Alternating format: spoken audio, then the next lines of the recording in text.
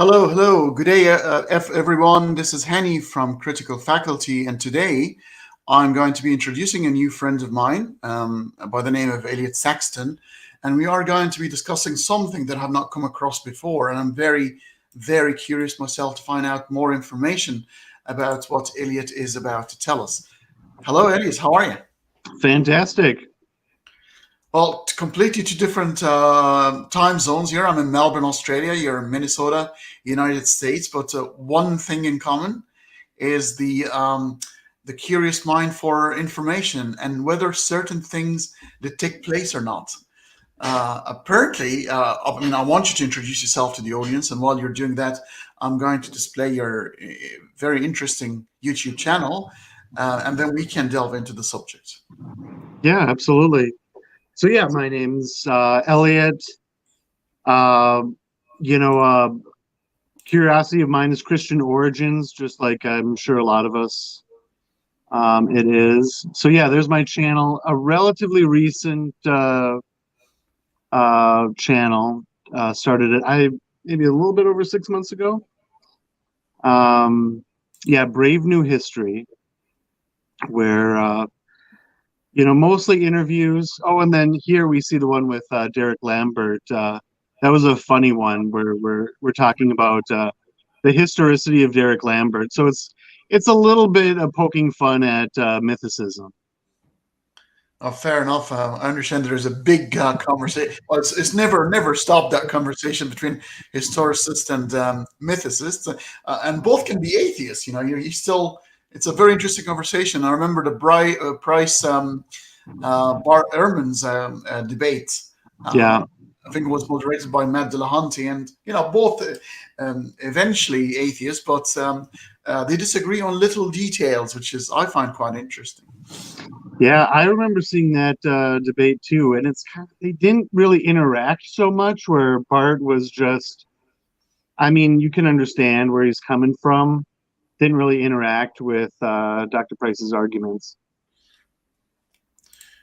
Yeah, I guess Ehrman takes this as he always thinks that mythicists are a bit of crackpots anyway. So Yeah. he's starting from a very cynical point of view. But I think he might have evolved in recent times, and I think he would to engage in anything. I think he would take it a bit more serious, because and I'm going to stop the sharing. So please, guys, Brave New History is Elliott's new channel. Please check out the chats, the interviews, the link, and the full description of the channel is in the description of this particular stream, the video. So please help out Elliott to make sure that his page and his YouTube channel gets a bit bigger, so he can provide more quality contents for you.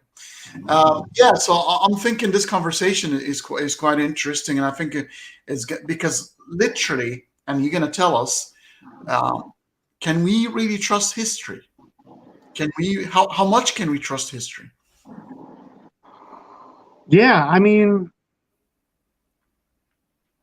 it's all about interpretation, right? So with this mystery religion origins, it's very much the minority view, right? Although when we look at it, we see a lot of signs that might point to mystery religion origins, but then how do we get there, right? Like there needs to be a way to do it, right? Just like with Mithraism and Freemasonry, there's so many parallels and there's so many connections, but how would you do, like, how does it actually come about that one is related to the other, right? So that's a bit of the issue with this topic.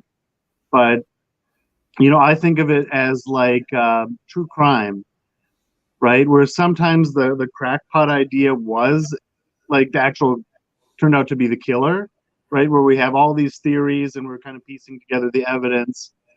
I mean, a lot of times it's a slam dunk case, right? Where it's exactly who we thought. But yeah, sometimes it comes out of left field. So that's kind of my thoughts on history. I mean, I don't think of myself as like a conspiracy theorist, right? Like I know this is very much a minority position, and there's holes to it, but then there's also some support to it as well.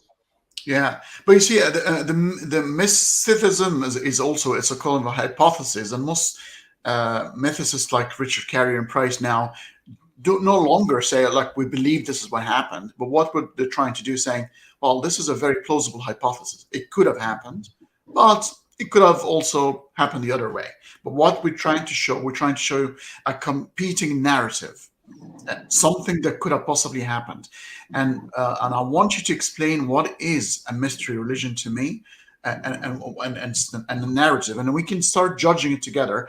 I'll be honest, because I've not heard it before, so it'll be really good, and I will probably try to find some holes, and maybe Yeah. try to address them, and let's have the conversation. So if you want to define what is that you're trying to tell us, what story could have taken place? Yeah. So in terms of what is a mystery religion, we have uh, the original, the Eleusinian mysteries, and from there, that's where we get the word mystery. Um, so what do they all have in common?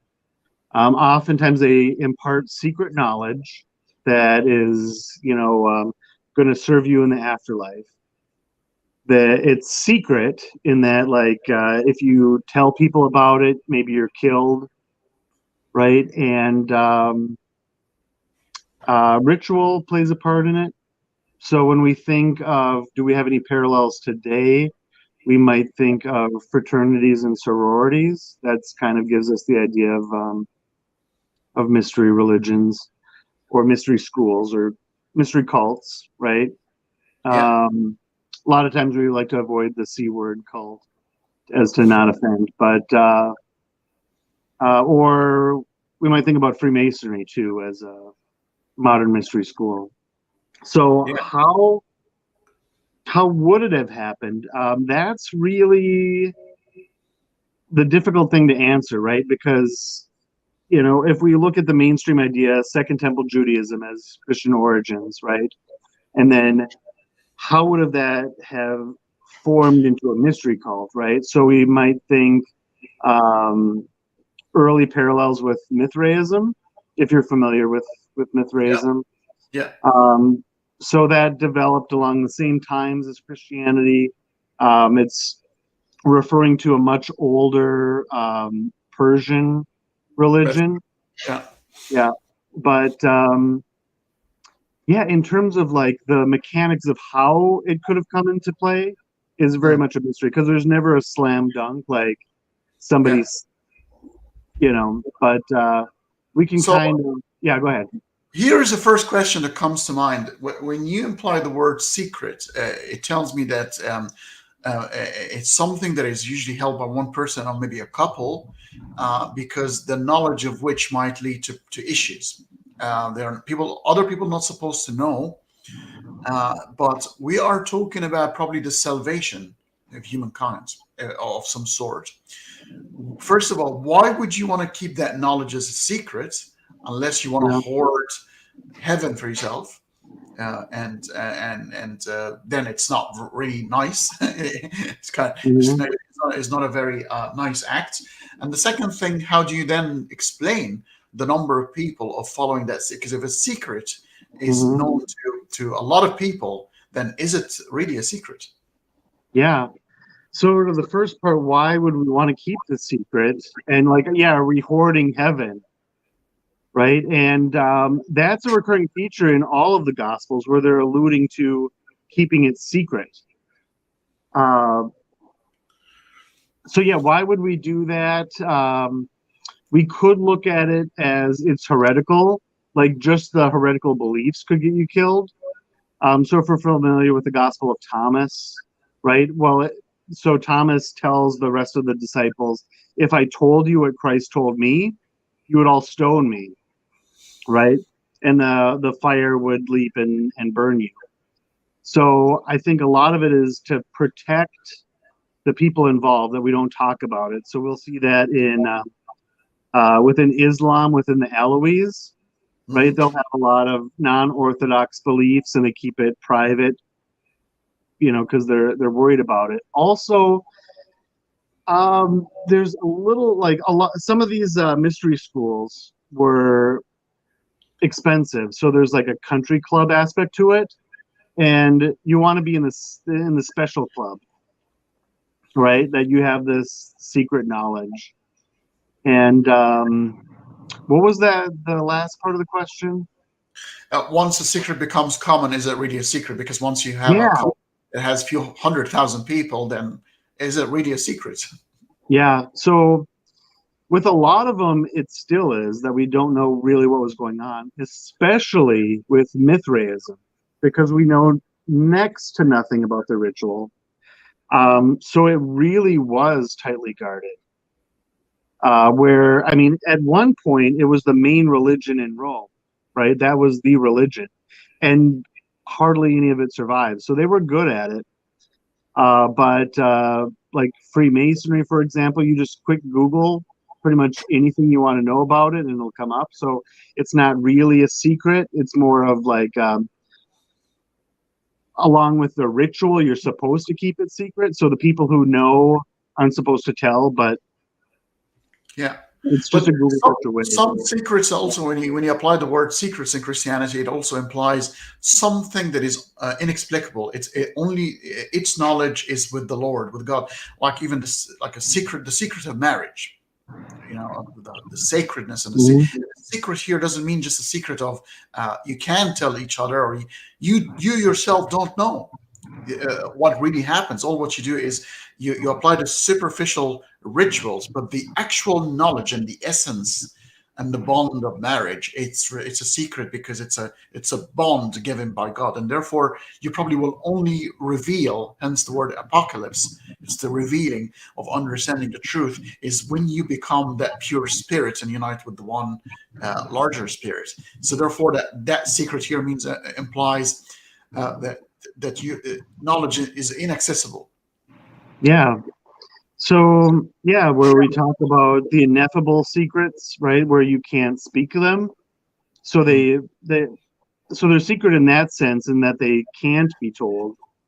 And then just like with the LDS ceremonies, right? The endowment and whatnot, they'll often say they're sacred, not secret, Mhm. right? Because we don't want to profane it by, speaking about it, in not the right context, right? But yeah, I mean, I can see it where it's like experiential, right? So that's a lot of people's understanding of, among the Gnostics, you have the gnosis, which Yeah, some people would explain it that it's experiential. It's the feeling that you have. It's a subjective experience. Yeah. yeah, and something you get only by doing, right? And so it's kind of like the Matrix, right? Nobody can explain it to you. You have to experience it for yourself. Yeah. I think that's an aspect of it as well. And it's part of epistemology. One of the sources of epistemology is learning how to ride a bicycle, and it's epistemology. And you sometimes could do it yourself. Like you could get on a bicycle and understand what people are telling you. But once you've done it yourself, there's no going back. You've learned something firsthand. Yet everyone can do it, but again, it's their own subjective experience that will drive them. And you could not ride a bicycle for 20 years and you get a bicycle, you might be a little bit Hmm. clumsy at first, but it comes back to you as if it's like, how the hell people do that, and there are certain knowledges that can be obtained by doing, and that's legitimate source of epistemology. Yeah, absolutely. One of the things that I want to inquire here about, and that is, and I think if I'm gonna to apply parsimony and the Occam razor, what if humanity is so attracted to the segmentation of the elite club? Because the way we evolved, we like to stay in certain groups that we're familiar Hmm. with, and would like to feel a bit distinguished. We're different than the other people, and therefore people have always been attracted to anything that make that particular group a little bit unique, and probably hold the keys to heaven, or the true understanding of something, and the rest are just the riffraffs. These are the commoners. These are the people who will never get what we're trying to achieve here. We're way bigger than that, and that can happen in politics, in football, in Mhm. social groups, and it's so persistent. Could have also cascaded to religion. Yeah, and there's a bit of that where if we think about it in terms of evolution, right? You want to know something and have an advantage over others, right? And maybe have your group have an advantage over other groups, and that's where secrets come in. So I think it's a little bit primal. Like, we want to know the juice, right? What's the secret? And religion is along those lines. I think that we're evolved to be religious to some extent, that we're seeing agency in things, or we want to understand it on a deeper level. We want to analyze it, and then when we have a secret, that's an advantage for us, so it's immediately attractive. Yeah, and it's almost like a glue within a certain group Yeah. for all of us to have a secret that bonds us together, and nobody else, like a special handshake. Some the Mhm. Freemasonry conversation is so funny, because there are people who would actually think there's so much happening within these meetings, like like magic and weird stuff that evolve over the years. Secret handshakes and special rings and pledges and stuff like that. Some of it could be historical, because these people were persecuted. So therefore, you can really understand a secret in the context of, if you tell, you'll be killed. You might as well, of course, you'd be well justified to keep that particular secret if it's going to kill you, for sure. That I can understand. But I think there is that element, the attractive element of, the special wink is like, I know what you did last summer, type of thing, and Mhm. everybody's is sort of in cahoots, and nobody else is suspecting what the hell is going on. It feels special that a certain group will have that sort of knowledge that will distinguish them from the rest of other normal groups. Yeah. Yeah, it's a ego boost for sure to be in on a secret, especially when it's pumped up. Like, this is the secrets of the universe, right? Which we can imagine that they did in the mystery cults.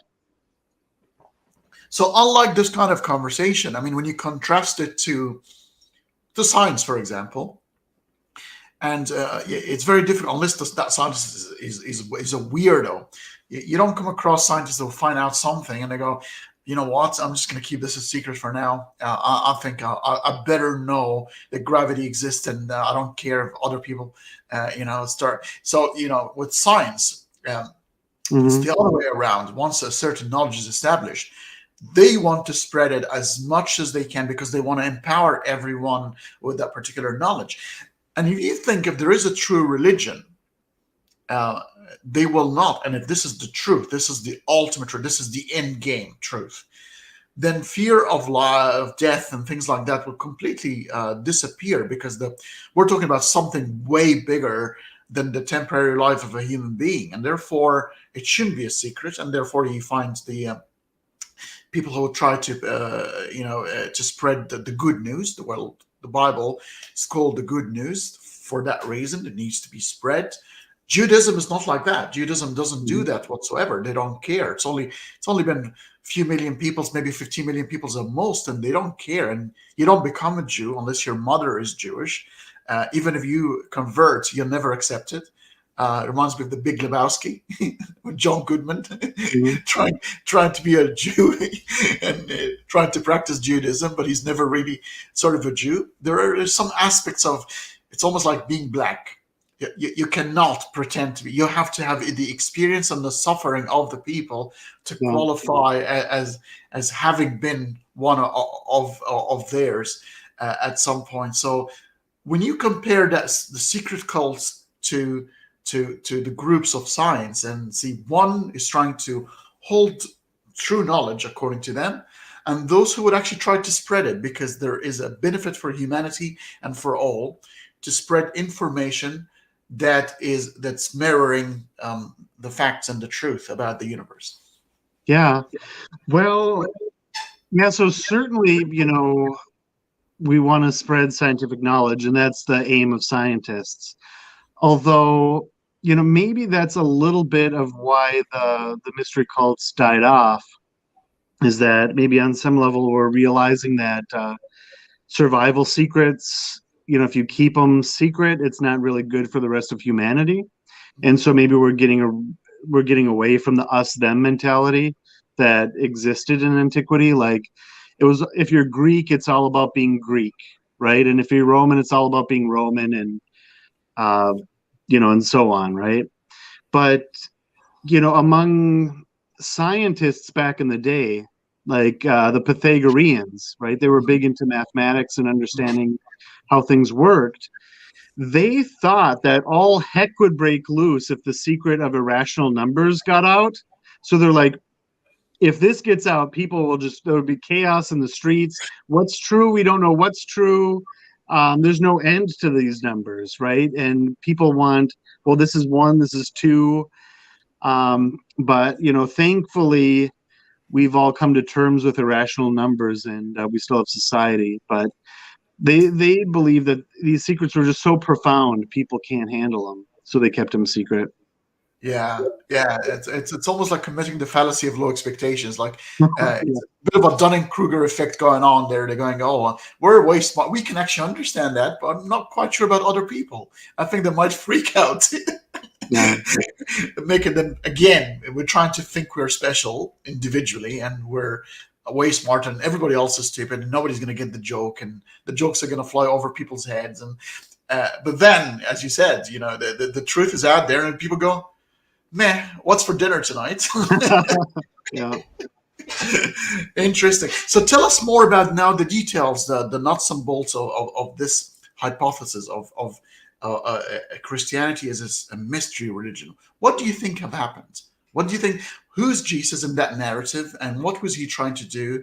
And were there believers of the Yeah. same sources per the stories? Yeah. So I should preface it by saying that this is wild speculation. So we're just kind of maybe, telling a story about what could have happened. I'm not saying that it necessarily was, but so with that in mind, that, we're in speculation mode, there's a number of ways it could have played out. So there could have been an earlier tradition, right? So, we have Hellenized Judaism, like along the lines of the Logos tradition of Philo. It's very Greek, it's very Platonic. And then so Jesus as a teacher that just tapped into it. Or we could say that Paul introduced the mystery religion aspect to it, which is seemingly plausible. He's from Tarsus, which was the Mecca of Mithraism. And But he was a Jew, right? Paul was a Jew. That's the general belief, right? But I talked to Tovia Singer, right? He's skeptical that Paul was a Jew because, boy, are his ideas un-Jewish, right? So you'd think like a Pharisee, a very orthodox rabbi, would come up with this stuff, right? It just seems a little bit strange. So some people might say he's making it up, right? That this is just a story he's telling that suits him. But yeah, the prevailing view overwhelmingly is that he was a Jew, and had some kind of maybe like in Acts, a Damascus Road experience, right? But yeah, I mean, so maybe could yeah, I mean, a lot of people, and when I spoke to Bart Ehrman, it is incorrect that Saul's name or Shaul's name has been changed to Paul. It just literally, one is his Jewish name and the other one was his Greek name. Yeah. And what used to happen in that particular time. So his name wasn't changed after the road to Damascus of any sort. It was just the same person. And in the Bible, God actually referred to him with both names in different occasions. But he could have quite well converted for pragmatic reasons and made up the story to just justify his conversion. Maybe he's quite pragmatic. Maybe he saw something in Christianity that is going to put the seeking. Remember, Jews were looking for a Messiah, right, left, and center, and there were hundreds that emerged, and they were crucified, and they were killed, and they were told you were not the true Messiah because we're expecting a king. Could it be for pragmatic reasons, maybe in cahoots with the Romans and to say, well, let's give them that particular Christ who is not going to revolt against the empire. It's the sort of Christ that his kingdom is not of this world, and therefore is never going to be politically in conflict with the occupation. You're just going to leave it to the spiritual realm and let it be done, because these people are not going to rest until they find their Messiah. Let's find them the one that is less harmful to us. Yeah, so Roman provenance, right? You're describing. Yeah, I mean, I know Joseph Atwell makes a good defense of that. I don't know, like I find a bit of it convincing. A lot of it is, kind of what you were saying, maybe a little bit conspiracy theory, but conspiracies do happen, right? So yeah, there is precedent for it. Yeah. Remember, Elliott, we're not saying any of what we're saying together today is this is what happened. That's why we are not conspiracy theorists. We're saying we're throwing ideas because you and I don't have time machine, and going back in time is actually prohibited by physics because of entropy. You can never go back in time. You can go forward in time, but never back, according to physics. But it would be lovely for us to go back and actually verify firsthand what happened. All what we can do right now is go apply some hypotheses and which one is the most plausible type of thing. And we know conspiracies do happen, but to what extent would the Romans have worked with the likes of Josephus, who's originally a Jew, but sort of had all the grace and probably the wealth from the Romans, and we don't know how much more did he do, because he used to write quite well, and how much of the history was orchestrated in a certain way to achieve a certain narrative. But remember, this is going to be the future religion of the entire empire, and it's going to change the Western civilization forever. Once Constantine and Theodosius come to the scene, the world is never going to be the same.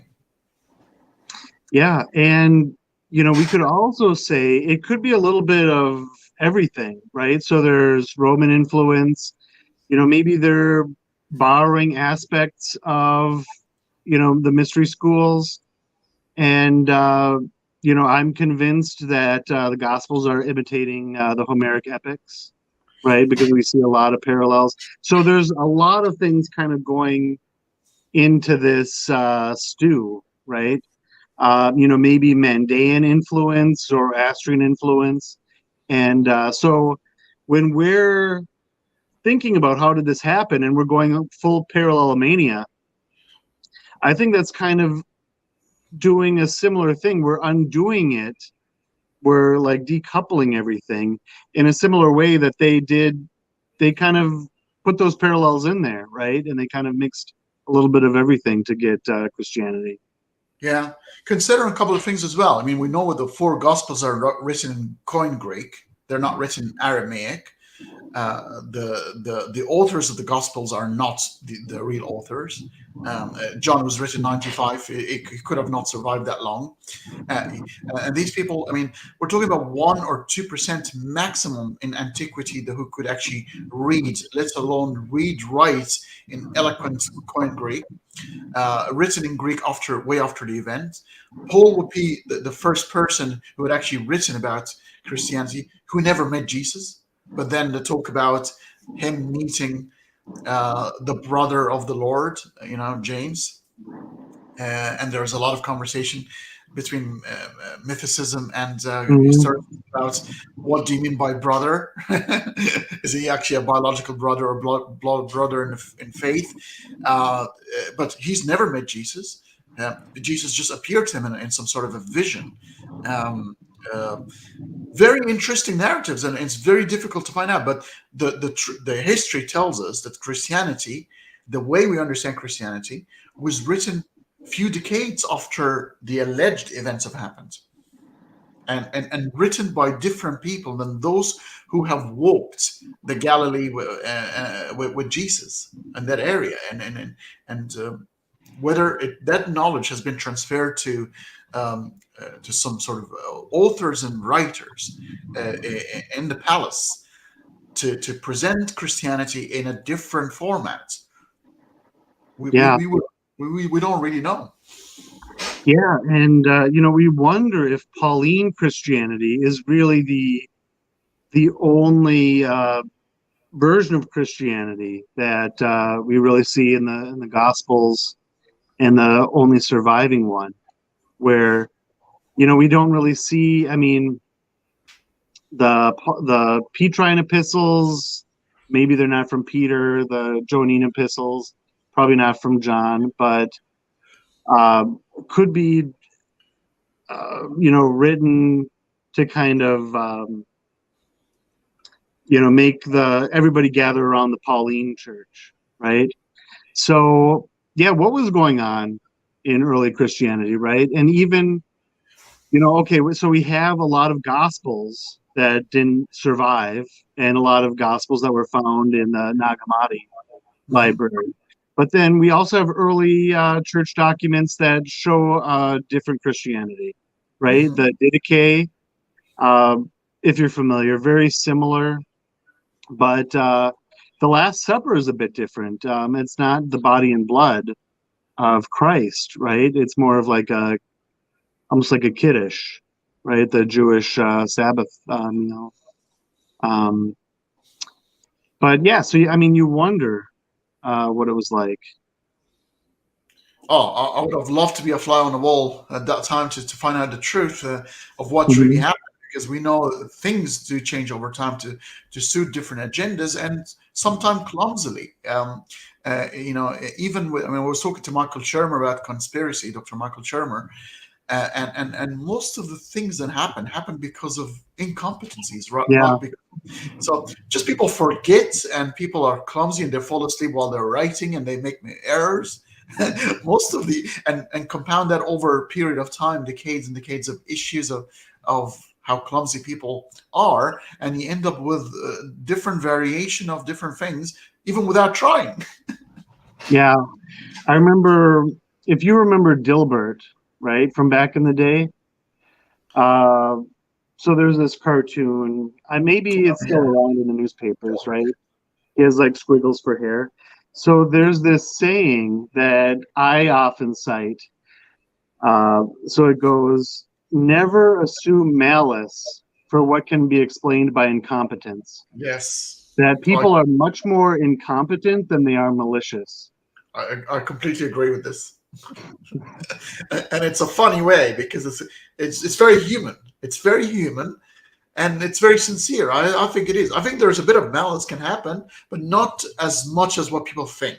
There are conspiracies, but not as much as what people think. And we have to just decipher what is incompetency and what could have been an actual conspiracy. And you're right. It could have been a mix of a lot of factors. It could be a bit of incompetencies, a bit of conspiracy, a bit of different interpretation of people receiving the message, and their brain make them understand it in a different way, like we do Yeah, today. Like I tell you something that I understand, but when I tell you, you understand it in a slightly in the Elliott's way, and then you narrate it to somebody in a slightly different uh, different version, and then somebody else will perceive it in their own way, and all of that, we're honest. Nobody's trying to do anything here horrible. We're just your filter, your brain with its experiences is perceiving information in a slightly different way than mine. Imagine telling that story over thousands of years. What's going to happen organically? Yeah. I mean, that's a good point. Like, there's the example of in the Homeric epics, there's a surprising lack of the color blue, if you've heard that before. Yep. So, the seas are the color of wine, the skies are copper. And so, in a similar way, we like when we're describing in our heads the different colors and what we see, right? This is like this. You could almost imagine it's not even intentional that they're describing the Odyssey, but that's how they frame their stories. Well, yeah, the hero does this, and then they did this, and then you're really kind of unknowingly maybe conflating the two. I agreed. Completely agree. So back to the what could have happened at the beginning. So we know that the Jews were waiting for a Messiah. They were gagging for one, just need one as soon as possible. All uh, the prophecies are there. They're just waiting for one. They're given hope that there will be somebody from a descendant of David will bring back the Jews the way they were before. Then comes Jesus along. Even the story of Jesus is slightly different in the four canonized gospel. John is completely different. It's not a synoptic gospel. It's a high Christology. It's completely different language. But even the four, if you look at each of the stories, they're very important stories. There are big differences. Even the way Jesus carries himself, it goes from one and Luke where he doesn't know what very much what is happening to him, all the way to he's completely in control in John. He knows exactly what's happening to him, and it's Mhm. by design. So in that evolution, just in the four canonized gospels, would tell you, well, are we talking about the same person here? Yeah. So a lot of people have pointed that out, different Christologies, right? Where I almost wonder if there's a higher Christology in John, which I mean, it seems that way, but then the whole messianic secret is much bigger in Mark, right? So you wonder if it's not supposed to be more hidden, right? That you're supposed to read between the lines more to get a higher Christology. Um, but yeah, I mean, they are saying different things, and so I mean, we can infer that they had different motivations for writing it. Maybe it's not necessarily like we want, this church or this faction or this dogma to win out. Maybe it's simply that they just liked it more. It's a better story. It preached better in the Yeah. churches. When I spoke to Dr. Price about the word higher here, it doesn't mean like more superior or anything. I think Okay. higher here implies it's heavenly. So the other three gospels are anchored. It's Adam. It's of Adam. Mhm. It's from earth. This is the man Jesus that is Yeah. suffering. And then in John, it's high because he speaks more like a god. He is more assuming the God second persona, the alter ego of Jesus, where he's in control. He's talking to people. He's like, if you've seen me, you've seen God. Basically, Yeah. that's it. It's the end game, and that's why it's high because it's almost like it's from heaven. It's Jesus for the first time is talking in. He's in complete control, and he's forgiving sins. He's doing things that only been attributed to the Father. Yet, you get conflicting stories about Jesus saying, "Well, sorry, the knowledge of the judgment day is only with the Father, and the Son does not know." So you get a lot of confusing Hmm. issues here. But and John, at least, the scholars agree that when Jesus speaks, he's no longer that wandering human that doesn't understand what's happening to him. Abati, Abati, or Elohi, Elohi, lama sabachthani. Why are you forsaking me? That conversation isn't no longer there. He knows exactly why this is happening. It's full justification, and therefore it's high. It's from above. It's from above. Yeah. not superior or anything. So I think if you understand it in that context, but then you would have to, why then choose these four gospels that shows Jesus from different vantage points or point of views? Yeah. Yeah, like you were saying, Bart Ehrman, right, contrasts Jesus. Well, that might be Price's saying Jesus meek and mild, and then Bart Ehrman refers to Jesus as the boss on the cross in John, right? So, like, very, very different descriptions of him. Yeah, Um, and the good Christians will argue that both are coherent because he was both, wasn't he? Always both. I mean, he had to be a perfect man so he can suffer, and he had to be the perfect God so he can forgive us and remove the original sin, which is it's the problem to start with, because I think if the original sin never happened or never been condemned by God in the way it was condemned, Jesus would have never needed to exist in the first place, because it looks like that is his sole job description, apart from some Christians who believe actually Jesus is the actual creator. He's actually been commissioned by God the Father to create the universe, and he's got actually a slightly different job description. And there are some Christians or weird type Christians who believe that actually there are two personas in conflict. They're actually not in agreement. I think Mormons believe in three separate personas. God the Father, God the Son. I think Joseph Smith got to see three of them yeah. separately. Well, yeah. I mean, depends on which First Vision account we're looking at, but yeah, no, there are three distinct personages, right? And yeah, so there's like what in LDS doctrine, it's Elohim is the Father, right? And then Jesus is his son. So, like, I think the general understanding is that he was his son in a past existence, right? But let's see what. Let's see. There was something that you mentioned first that I wanted to mention, but yeah, I forgot what it was. Um, but yeah, I mean, tons of different conceptions of what's going on there, right? Like, um, harmonization, right? Like, how do you harmonize these different accounts where apologists, I mean, can make some kind of response to it, but I think we eventually have to admit that they're really telling different stories, right? Um, and I don't think they're meant to be the same story, right? I think they were like Luke and Matthew were aware of Mark.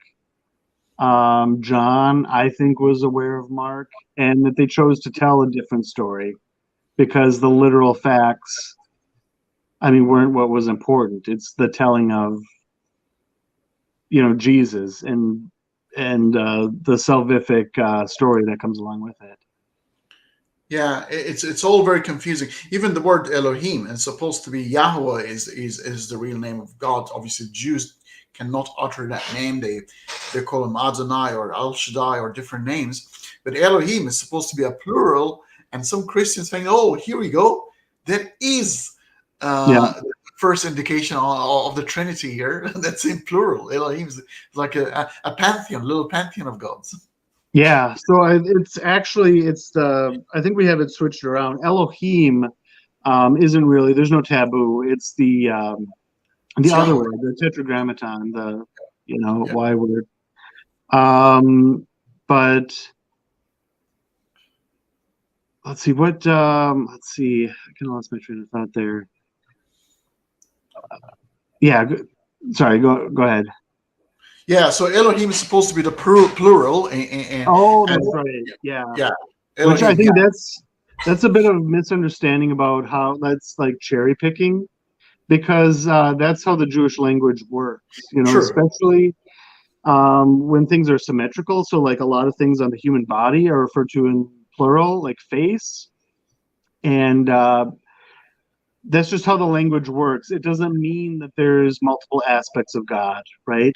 Though, I mean, so Elohim isn't an example of that idea, but Kabbalah, right? We have the different sephirot or different aspects of God. That could be taken as to say that there's different aspects of God, but it's not in the Trinitarian sense.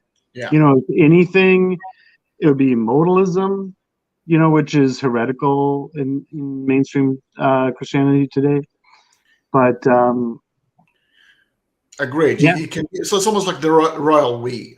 You know, in the use in Hebrew, you can actually use a we in plural as a royal expression of one single entity, but it's so magnified and so great that you would use the we as a royal we concept. So that linguistically, you're right. It's just a cheeky attempt at saying, "Oh, yeah, here we go." That's obviously the logos, the word, and the word is Jesus, and trying to go back in older tradition to try, because Christians are so obsessed with prophecies, trying to go back in the text to find the precursor of everything they believed in. So here we go. We told you all along that our beliefs are justified because it has been prophesized.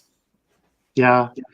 Just like Matt Dillahunty says that if I order a meal and they bring me a meal, is that prophecy fulfilled? Right. So a lot of times, like especially in Matthew, but it's all over. They're they're going they're going into the Old Testament and picking phrases out of there and then building that into the story of the Gospels, right? So maybe we see the wisdom in Proverbs where wisdom is portrayed as anthropomorphized. It's Sophia Yeah. in the Greek. And, you know, it could be that we're looking at the logos with that, right? And so we're kind of reading into it in the Gospels and kind of bringing in all these, like, just almost random asides from the Old Testament and then building it into the story to call it fulfillment of prophecy. Yeah, yeah. Obviously, Isaiah has the lion's share in terms of prophecies, and when it's been dissected by most scholars, most of these prophecies were actually for things that happened at his time, for Yeah. different people, not Jesus. But even, you know, it's like, you know, with Jesus coming on a donkey type of thing. Mm-hmm. It's almost like you know, you're saying the first person who enters Walmart in a blue suit and a red tie will win $5 million. Guess what's going to happen to the blue sale? Yeah. You know, it's like that, and you know, you know, so it's a reverse engineer type of prophecies, and they're nothing to me. But it's funny how the human brain works. Like, if Jesus wasn't really the right one, how come he was on a donkey? And sometimes he was actually riding two donkeys, apparently, in one of the. Yeah. And that's another example of misunderstanding Hebrew. So there's you know, in like rabbinical storytelling, they'll say a donkey, the son of a donkey, right? That this is a donkey born of a donkey, and so that was understood as two donkeys, right?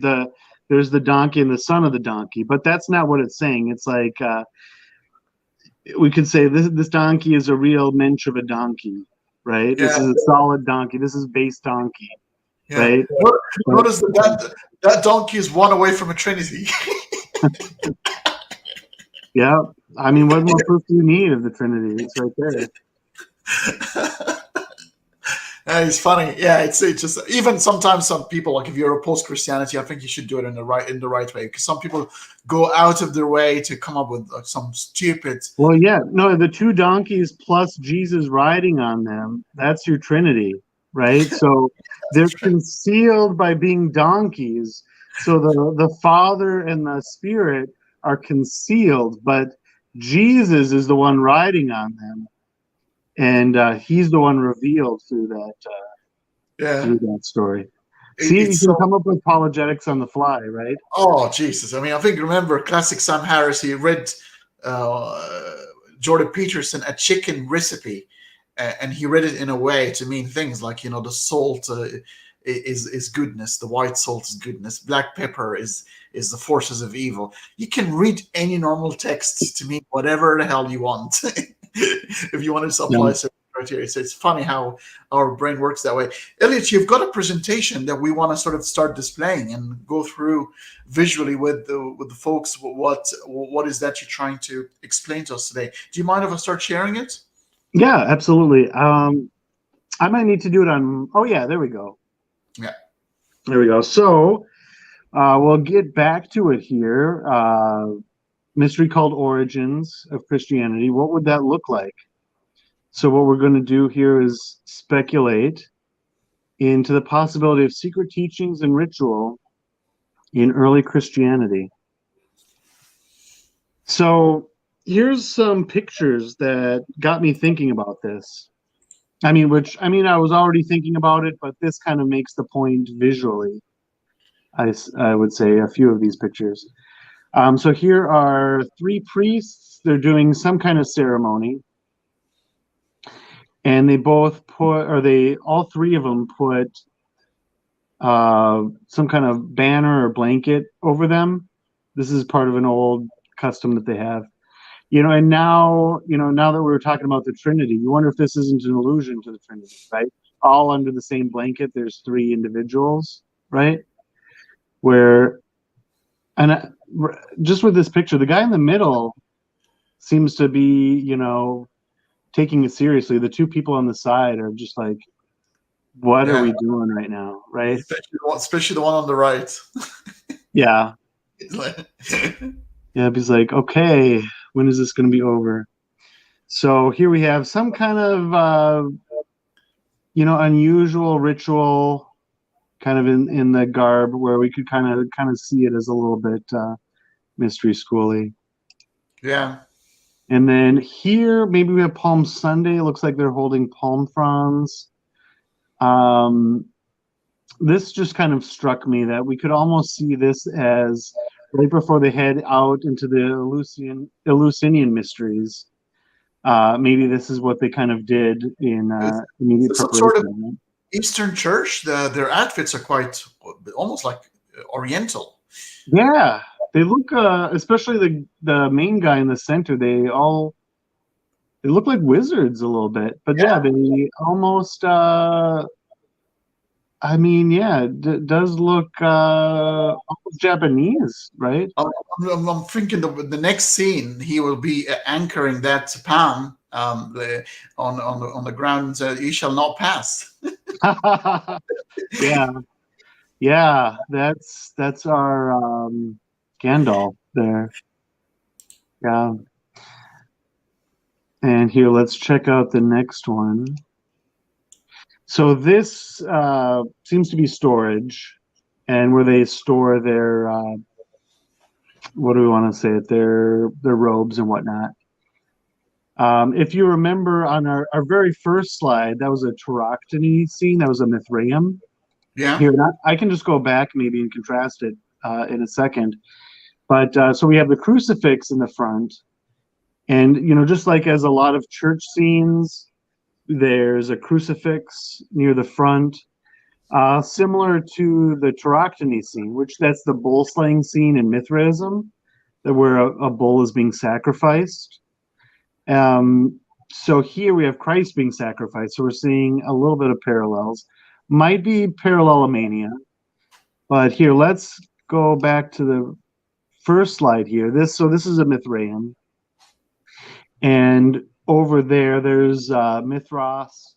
You probably can't make it out, but he's kneeling on a bull with a dagger in the bowl, and what seems to be an altar right there in the middle. So we see some parallels with, especially Roman Catholic churches, or at least I do. So yeah, here we have the altar. We have the priests in the very front.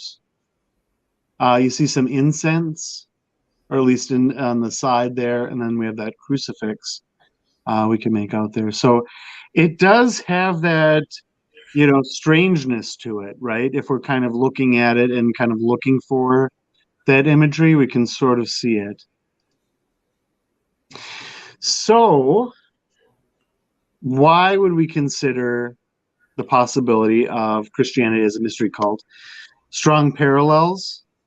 It was the religious landscape at the time. Certainly, it's trending downwards, right, at this point. So mystery cults aren't as fashionable as they once were, but they're still in the religious landscape. We might see textual inferences in the Bible that might allude to the mysteries a little bit, and then also in non-canonical texts. We'll take a look at those. So here's a few. It's not an exhaustive list, but Addis being referred to as the Good Shepherd, just like he is in John. And, our apologist friends will remind us that not all gods were dying and rising gods. It was a little bit unusual to be a dying and rising god, but it was a thing that happened. And that's what happened with Christ. And then there's this, during the Addis festival, the priest, he actually draws his own blood, and he's supposed to take the place of a human. And we'll see in the slide after this one, there's Addis. He's slain, hung on a tree. They put him in a tomb, and then the priests eventually discover the tomb empty. And then they have their communal meal, baptized in blood, and their sins are washed away, which might remind us of Christianity. So when we're thinking about Addis as the high priest, we might think about Hebrews, where it says, "Therefore, since we have a great high priest who has ascended into heaven, Jesus, the Son of God, let us hold firmly to the faith we profess." So Jesus is a high priest. I mean, we might be a little bit skeptical, right? Because if we're looking at Judaic origins, of course, it would make sense that we're referring to him as the high priest. And then we also remember sacred meals within the mystery schools were a very common thing, just like it is with the Eucharist. And then we have this quote from Tertullian. He says, "If my memory still serves me, Mithra there in the kingdom of Satan sets his mark on the foreheads of his soldiers, celebrates also the oblation of bread, and introduces the image of resurrection, and before a sword wreathes a crown." So here, let's see, they're referred to as soldiers, which might be a thing because it was common. Mithraism was common among Roman soldiers. And then we have eating bread. They're referring to a resurrection. We're not super clear on what that's referring to in Mithraism. Yeah, and then the mark. It's believed by some to be a cross symbol because that symbol is everywhere in Mithraism. So we'll get to it a bit later, but there's this lion-headed god or figure that is standing on a globe with the cross symbol. So there's some people are thinking that, just as on Ash Wednesday, you have the mark of a cross, that they did a similar thing in Mithraism.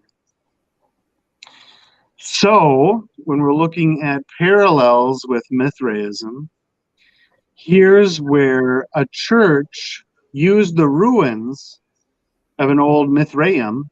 So Mithraeum, I might be losing some people. That's like a Mithrist church. That's where the Mithraists met. So we have the figure of Ahriman, the lion-headed figure. He's depicted as holding keys, as far as I know, always shown depicting keys. And here he's confused with St. Peter. So they just take it that that's a figure of Saint Peter and then put him on the church. And Just, yeah, go ahead. add to the line narrative as well. I don't know if you remember, but C.S. Lewis in The Witch in the Wardrobe, the line in that story, Aslan, is Jesus. Yeah, a lot of the Lion of the tribe of Judah. Yeah, and yeah, you wonder, like, we can draw parallels, like we'll get to that with he's often depicted as a serpent entwining him, this lion-headed figure, right? Um, let's see, he's called Aramanius, who is he's a obscure figure in Greek religion, but he's paralleled with Ahriman within Zoroastrianism. And so here's our lion-headed figure. We see the serpent entwining him. This could mean this could allude to a long period of time, right? With all the loops around him with the snake. And then in the bigger picture, we can see the keys that he's holding.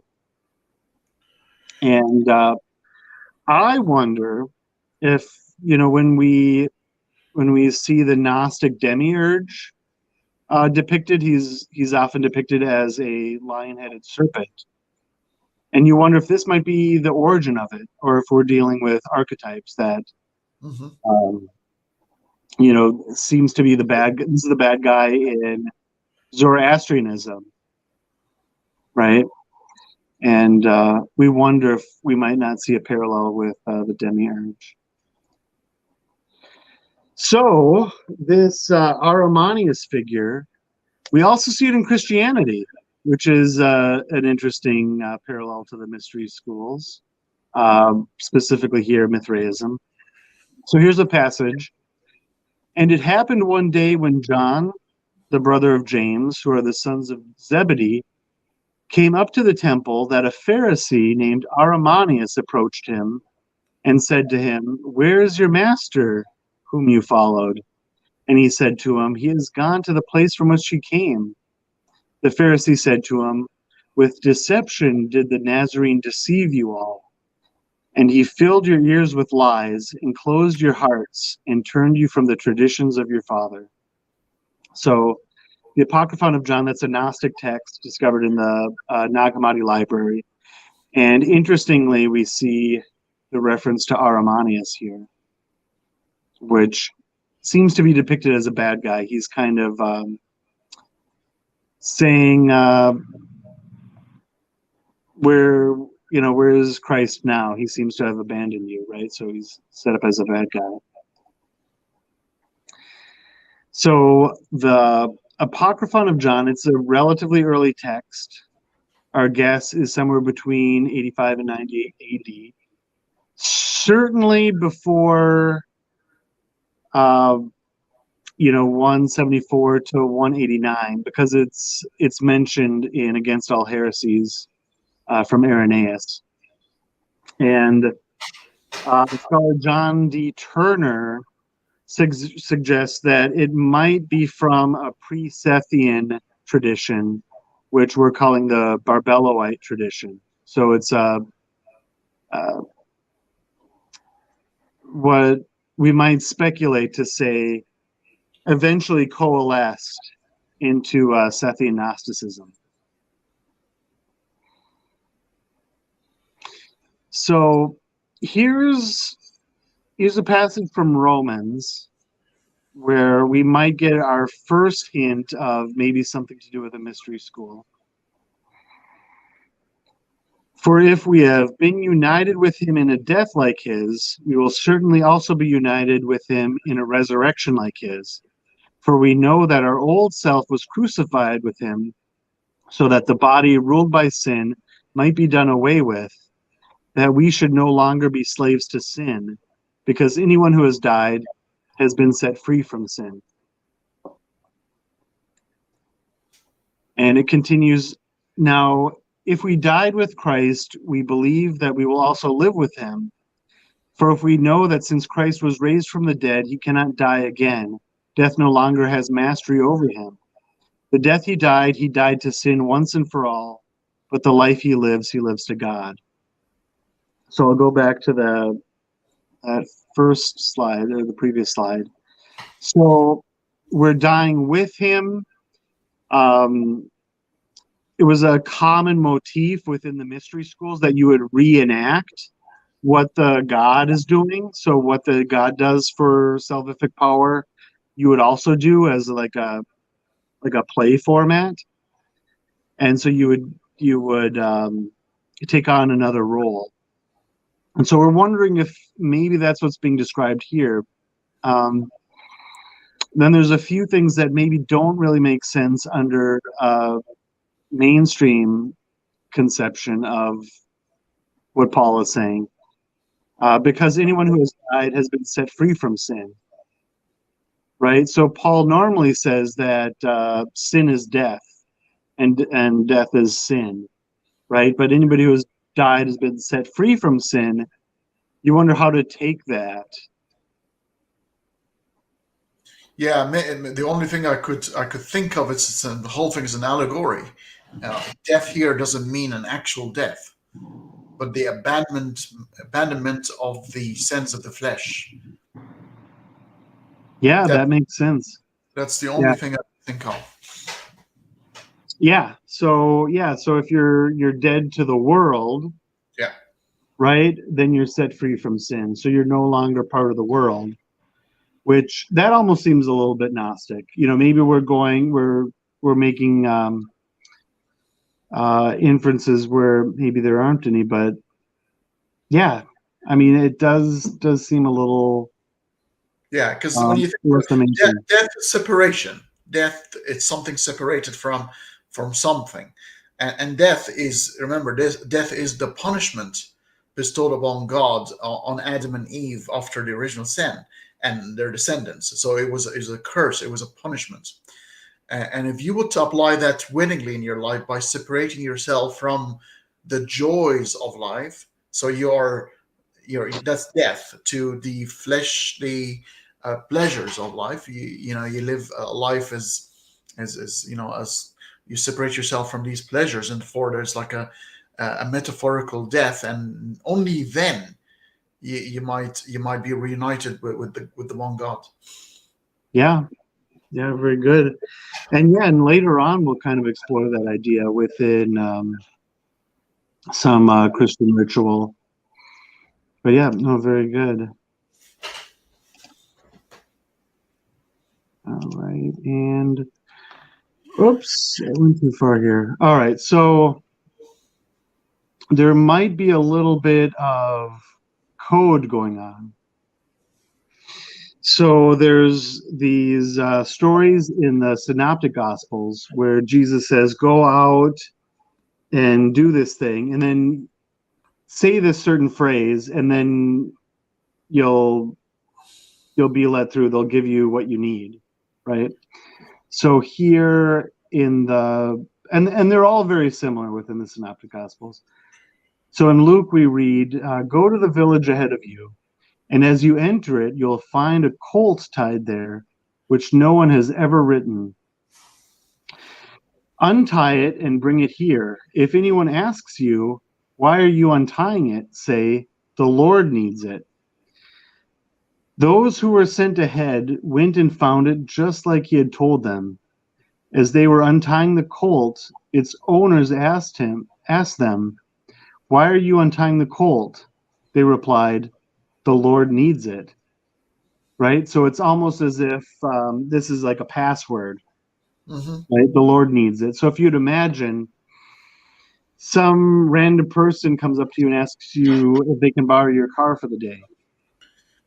And you'll say, no, what are you talking about? I need my car. But then they say, the Lord needs it. And you instantly say, oh, yeah, here you go. Have at it. Right?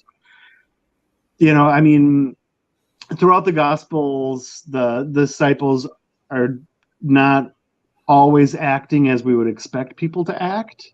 Right? Like immediately giving up your career in following Jesus, right? So that might be a counter argument to this. But you wonder if something is not being set up behind the scenes if we read it kind of literally as something that actually happened.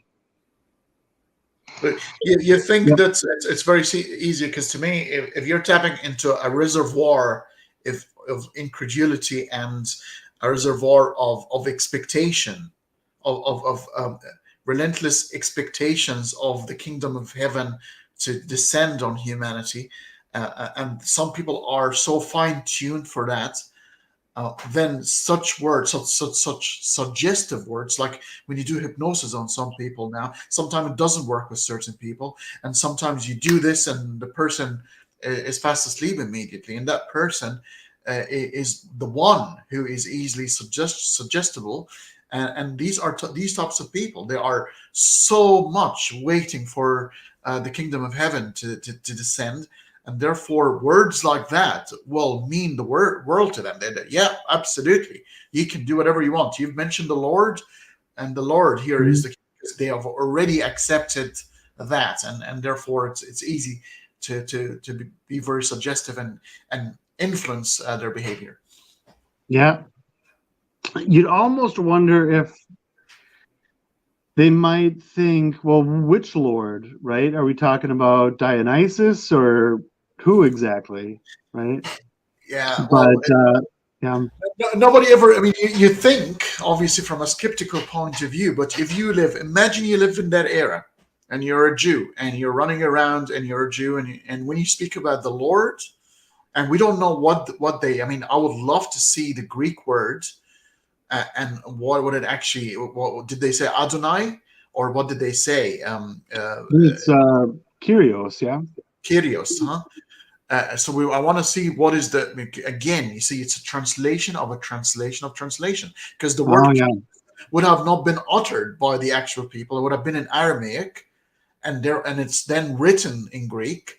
And that's the craziness of this whole situation, because and even Bart Ehrman alluded to it. He said some of the texts does not make any sense in Greek. It's only when you start translating it back in Aramaic, well, things will start to make sense.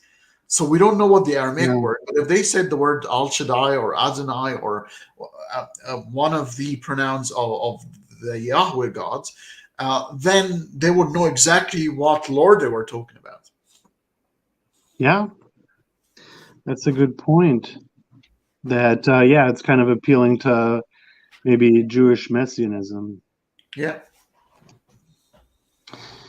And a similar story also appears in the Synoptics. He replied, "As you enter the city, a man carrying a jar of water will meet you. Follow him to the house that he enters and say to the owner of the house, 'The teacher asks, where is the guest room where I may eat the Passover with my disciples?' He will show you a large room upstairs, all furnished. Make preparations there." So, yeah, a similar thing. The teacher asks, right, is all that they need to get that room. Yeah. So that they would have probably used the word rabbi, um, and that's the Mhm. modern day rabbi, and that's a teacher, and there seems to be a lot of respects for that word. It's not as sacred as the God, but there is a big there's some sort of respect. It's a traditional. It's almost like modern day doctor or somebody whose title demands a certain respect, and it seems to demand sort of cooperation. And you can take it that way, but is it the rabbi or Yeah, just a rabbi? But it seems to be a word rabbi in Judaism then demanded some sort of respect anyway. yeah, yeah. Especially like you said with the rabbi, so that would kind of be a big deal. Oh yeah, it'll be, yeah, Um, yeah, and then we have it in Colossians, just straightforwardly spoken about as a mystery. So we read, "I have become its servant by the commission of God, gave me to present you the word of God in its fullness.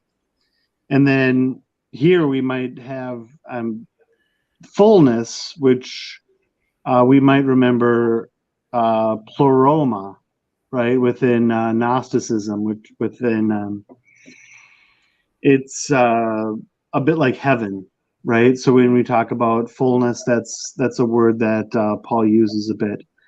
The word of God in its fullness, the mystery that has been kept hidden for ages and generations, but it is now disclosed to the Lord's people.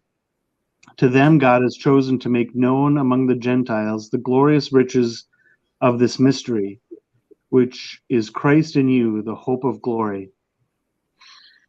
So we see the mystery that has been kept hidden for ages and generations, right? So that, I mean, the salvific power of Christ, presumably, this is what we're talking about here. But it's really funny how I'm reading this. Like I'm reading this in a strange way, because there's one thing for something to be a mystery. It's a mystery because we lack the knowledge and tools to find out. Right? I can understand. There's a lot of things that are still mystery to date, like in quantum mechanics or whether the Big Bang is the ultimate beginning. There are mysteries because we don't have the right tool to find that knowledge.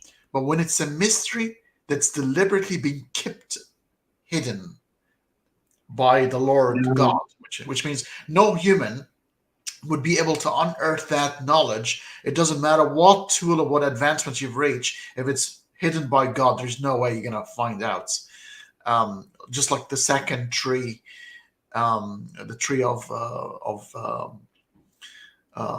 eternal life. That God panicked after the first tree was eaten from. He said, "Oh, you're going to have to hide that one." So if this mystery was hidden deliberately by God, there is no way to find it unless God chooses to reveal it himself, and to reveal it to a special group of people. Remember, we talked about the appeal of being part of a very special elite club where you're one of the very few to have knowledge of what God reveals. I mean, that's why you have Jehovah's Witnesses. It's a certain number of people, or Calvinism, where you have God has predetermined a certain number of people before creation of who's gonna get salvation. It's a special club, and you cannot really do anything about it. You just sit there, watch, and act out your script that you're given. But it seems to me that this is it's a gift. It's a gift from God for those who were the lucky few to be chosen. Yeah, and that's exactly my understanding of Calvinism. Is just you're just given it just because it pleases God, and you don't really have free will, except they argue that you do. But my understanding of what they're talking about is you really don't. But yeah, so it's hidden for generations, and then it's now revealed to us. We're in the special club, right? That it's now disclosed to the Lord's people. And maybe we'll remember for later, right at the bottom, the glorious riches of this mystery. Right? And the sentence, to them God has chosen to make known. Yeah.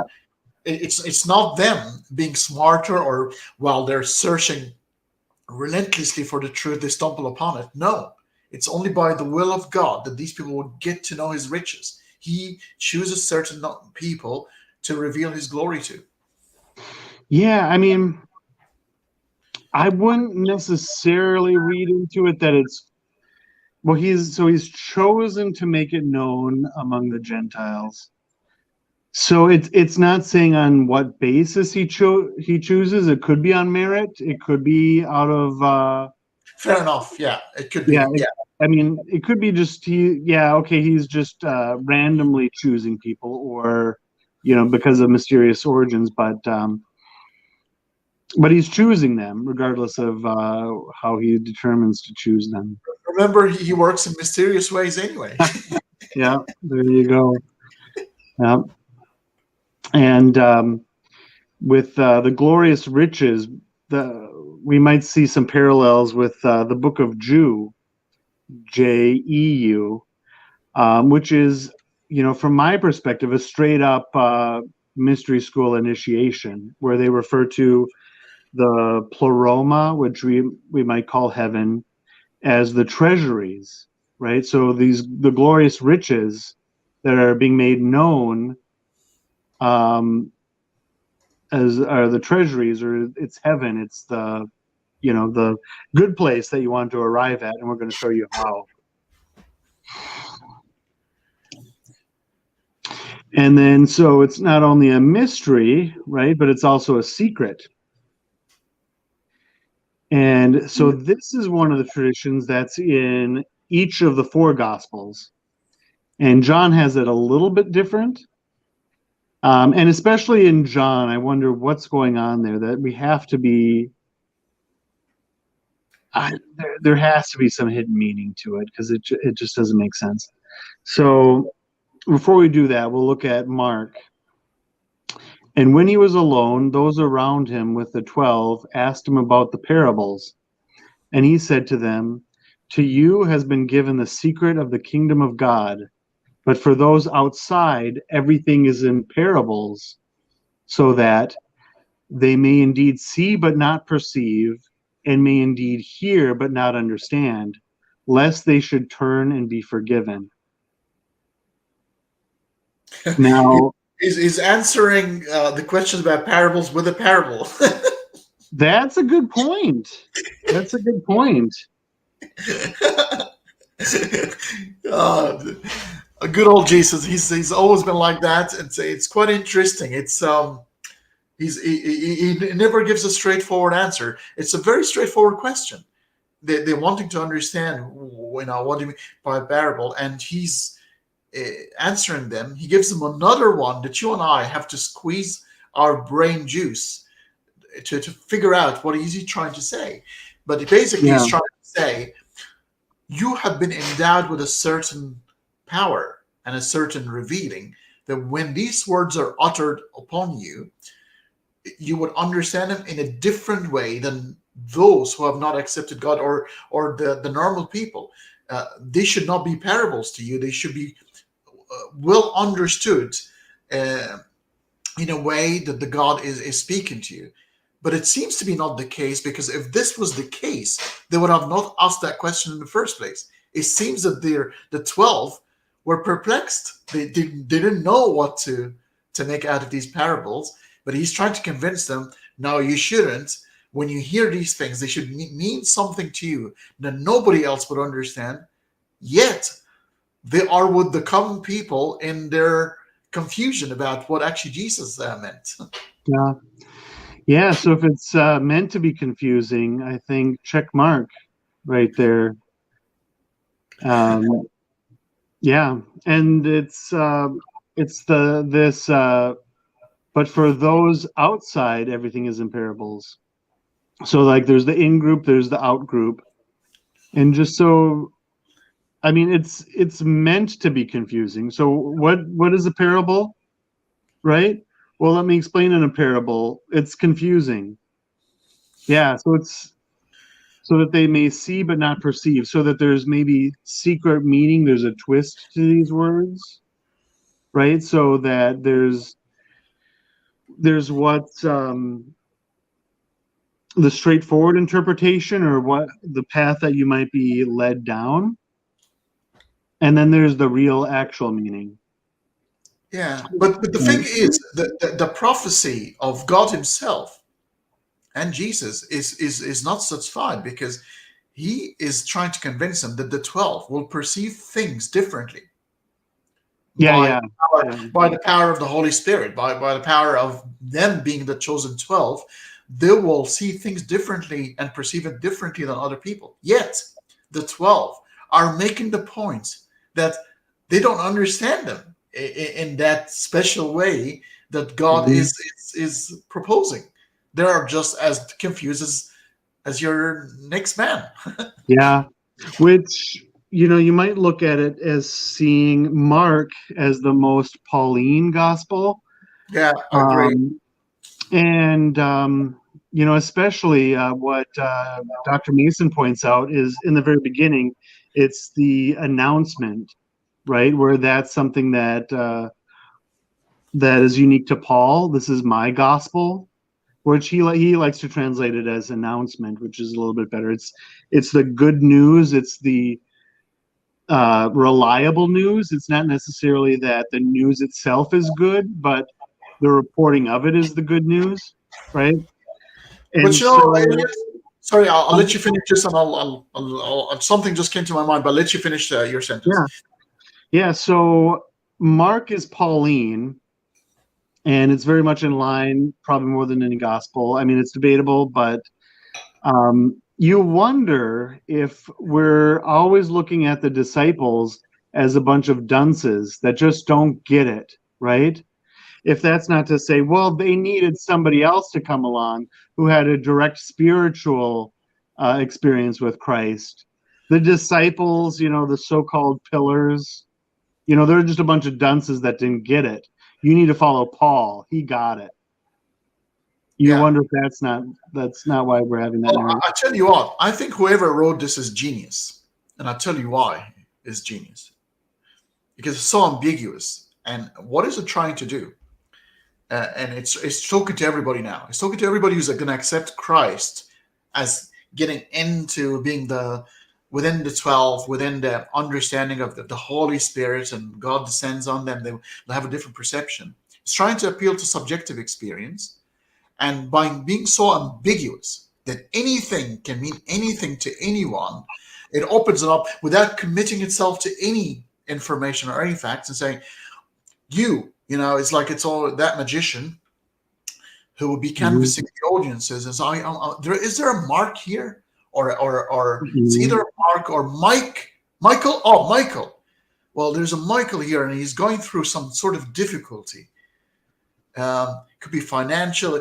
It's trying to get Yeah. to suggest until you find the right person who will receive this information. So they're talking about me because I can Mhm. see when I read the text, I can see things only I can see. So they're talking to the subjective experience of everyone. That it's not objective. It doesn't even have need to be true.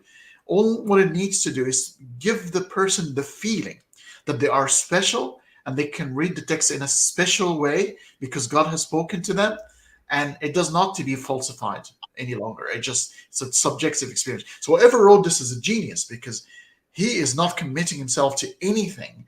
He is just tapping into the power of imagination of the human mind and say, you make your own truth. Yeah. Like you're describing John Edwards, right? From back in the day, Oh where it'd yeah, be like, yeah, oh yeah, just is yeah, I mean, just throw out these generalities that most people could, yeah, and just like horoscopes, yeah. right? Or tarot cards, and that you think, wow, this is a hit, right? Yeah, no, that's a very good yeah. Plus, making you feel. I mean, with that last sentence, you also make you feel so special. It's like, other people, not regular people, will not understand, but you very special. You obviously have that stare in your eyes. You're very special. You understood without me telling you what you need to understand. You understood it, and whatever they understood, it doesn't matter really what they understood. But as long as they think God is speaking to them, that's enough. And then they have to feel special, and because the rest of the people cannot see what they can see. And that's why Yeah. Christianity is all about. William Lane Craig will talk about the Kalam cosmological argument, and at the very end, he say, and the main reason is that special relationship I have with Jesus. Is that now nobody would understand, nobody would tell you about is the feeling that you know things that nobody would be able to tell you unless you have that experience with Jesus. So this is I think the word this text is quite genius. Yeah. Yeah, as William Lane Craig says, the self-affirming. Oh, hi, brother Ben. The self-affirming testimony of the Spirit, right? Like he's almost admitting that it's a bit of a circular argument, right? Or as Family Guy parodies, the ghosts the ghost that never lies. Yeah, it's a very Peter Griffin type of analogy, all right? I can even hear it in his voice. Yeah, absolutely. So, along the same lines, here's a similar version from John, but it goes, but they understand with their heart, and I would heal them. He's saying he's not going to heal them as opposed to understand. He has blinded their eyes and hardened their heart, which this reminds me of the Exodus story, how God hardens the heart of Pharaoh so that Yes. that he doesn't repent, that he changes his mind. I wonder if that's not an illusion here, that we're not alluding to that. Lest they see with their eyes and understand with their heart in turn, that I would heal them.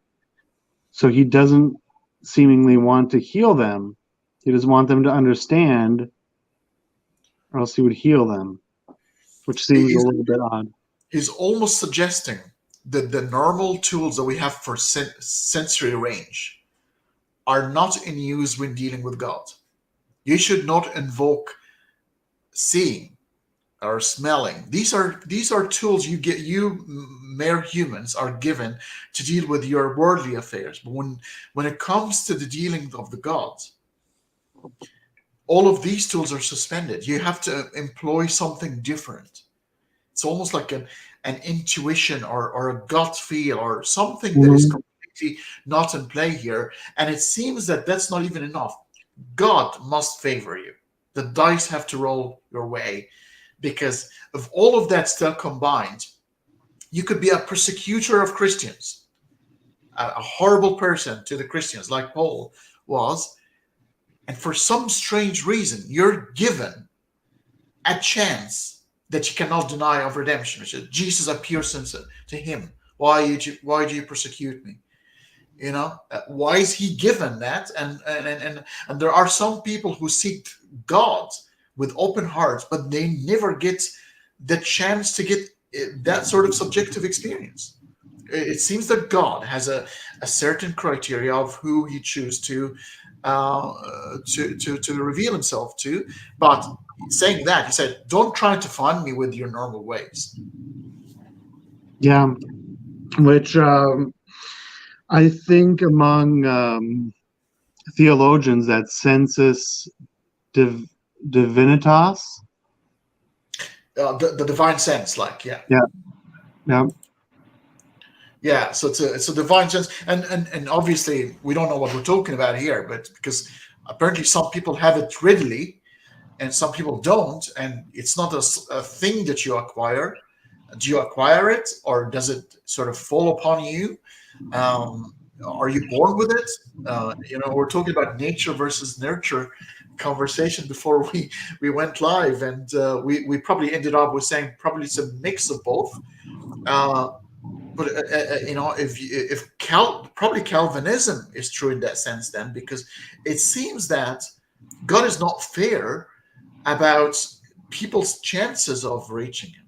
It seems to be that the ultimate decision is with him, and there is Yeah. no guarantee whatsoever. Even if you are the worst person, you might be given a chance by God, and he could be a very, very nice person, but God would never reveal himself to you. Yeah, and it's funny, even under that view, where we would say, okay, it's a little bit of nature and nurture, but kind of like the Calvinist double predestination thing. They would say, okay, yeah, no, it's nature and nurture, but then nature. Okay, so you're given your nature. That's just God gave it to you, and then there's nurture, but you're nurtured because of the nature of everybody. So it's really all nature. Even the nurture is also nature. So Yeah, I think that's where the Calvinist argument gets slippery, because they can always default to saying, "Oh yeah, but you have free will," and of course there's these factors, but ultimately those other factors are also God, right? So you really don't have free will, do you? Right? Because everybody else is lacking free will too. Yeah, even nurture, according to Calvinists, is not even a free choice. I mean, your Yeah, circumstances in life are still predetermined. So yeah, even areas like your IQ, if the tool that you're going to end up perceiving everything with and understanding with, that's given to you. You don't really, if your IQ is 75, there is nothing you can do here. It's just like it's nothing. Um, uh, uh, nature will always trump, but even nurture, which is the circumstances of your life. Where are you born? At what time? In what age? Was male or female? What sort of culture? Social status? A lot of things that will end up determining your life. Even when we talk about nurture, where we're supposed to have a little bit of control, when you actually really probe it, you'll find that bloody hell, we actually you are making lemon juice because you were, or making lemonade because you were given lemons. yeah, yeah, absolutely. And then, so Mark is big into the messianic secret. Uh, Here is the first one is from the 12-year-old girl that's raised from the dead. Oh yeah. He gave strict orders not to let anyone know about this and told them to give her something to eat. Right. And sometimes he doesn't say to keep it a secret, and other times he says keep this a secret. And then there's the healing of the leper in the next one. Then he said to him, "See that you tell no one anything, but go, show yourself to the priest and offer your cleansing what Moses prescribed. That will be proof for them." So tell no one anything, but just offer yourself. So make it a mystery, right? So you're healed, but don't say why. And and then here's a part that we kind of see a parallel within the Gospel of Thomas, where in the Thomas version it says describe what I'm like, right? And Thomas says I can't describe what you're like, right? And Thomas is the one that gets it. So here Peter says you are the Messiah, and then he warned them not to tell anyone about him. So we're not supposed to, or the disciples aren't supposed to tell the people that Jesus is the Messiah, which is a bit weird. Is there's a lot of strange stuff going on. The only thing I could think about is, then if Jesus knew that he was going to be crucified, why would he try to stop something that will stop him being crucified? Whether that's the objective, because remember, one of the things that he used to do, which was the outcry from the Jews, that he used to heal on the Sabbath. He used to work on the Sabbath, and I came up with a very famous, uh, uh, beautiful words on top of the mountain, that the Sabbath was made for man, not the other way around. Um, but this is what was one of the areas. So maybe the one thing that he didn't want the Jews to know, that he was working the Sabbath, because they will be condemning him. But then he will be stopping his own death, which is the whole reason why he was here in the first place. So go figure, Elliot. Yeah, which some people will say that he didn't want these secrets to get out because then there'd be huge crowds, and that's not safe, right? But so we got to keep Jesus safe, right? Because we don't want him to die, which is a little bit. I mean, and the crowd thing. What about the bread and the fish? There were 5,000 people gathering around him, and they were fed by a small amount of bread and fish, and he managed to feed 5,000 people in one gathering. So it seems to Yeah, be he wasn't very averse to big groups crowding around him. yeah, that's very true too. I've heard the explanation that it was more of like give a bread, leave a bread. So what they're actually describing is communal sharing. So some people had a lot of food, some people didn't have any, And so it's you could put into the basket or you could take out of the basket, and that's how Yeah, they filled the multitude, which yeah. I'm kind of partial to that explanation.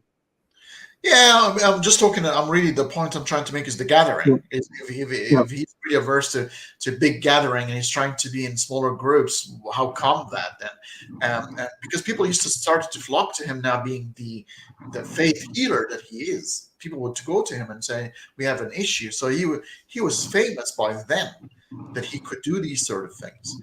yeah, Um, Raising people from the dead. Remember, that's a big one because that was only yeah. attributed to God the Father.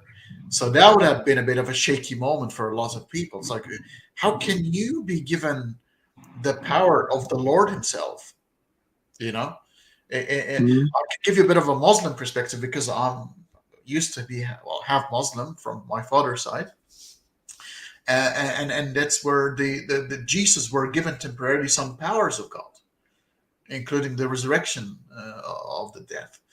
Of the dead people, and he was able. So it's via the power of Almighty Allah, he was given that power, but it didn't really flow from him. He was given temporarily by God.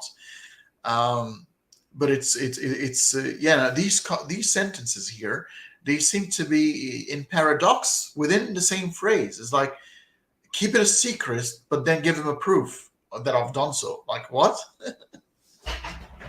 Yeah, yeah, it is a little bit strange.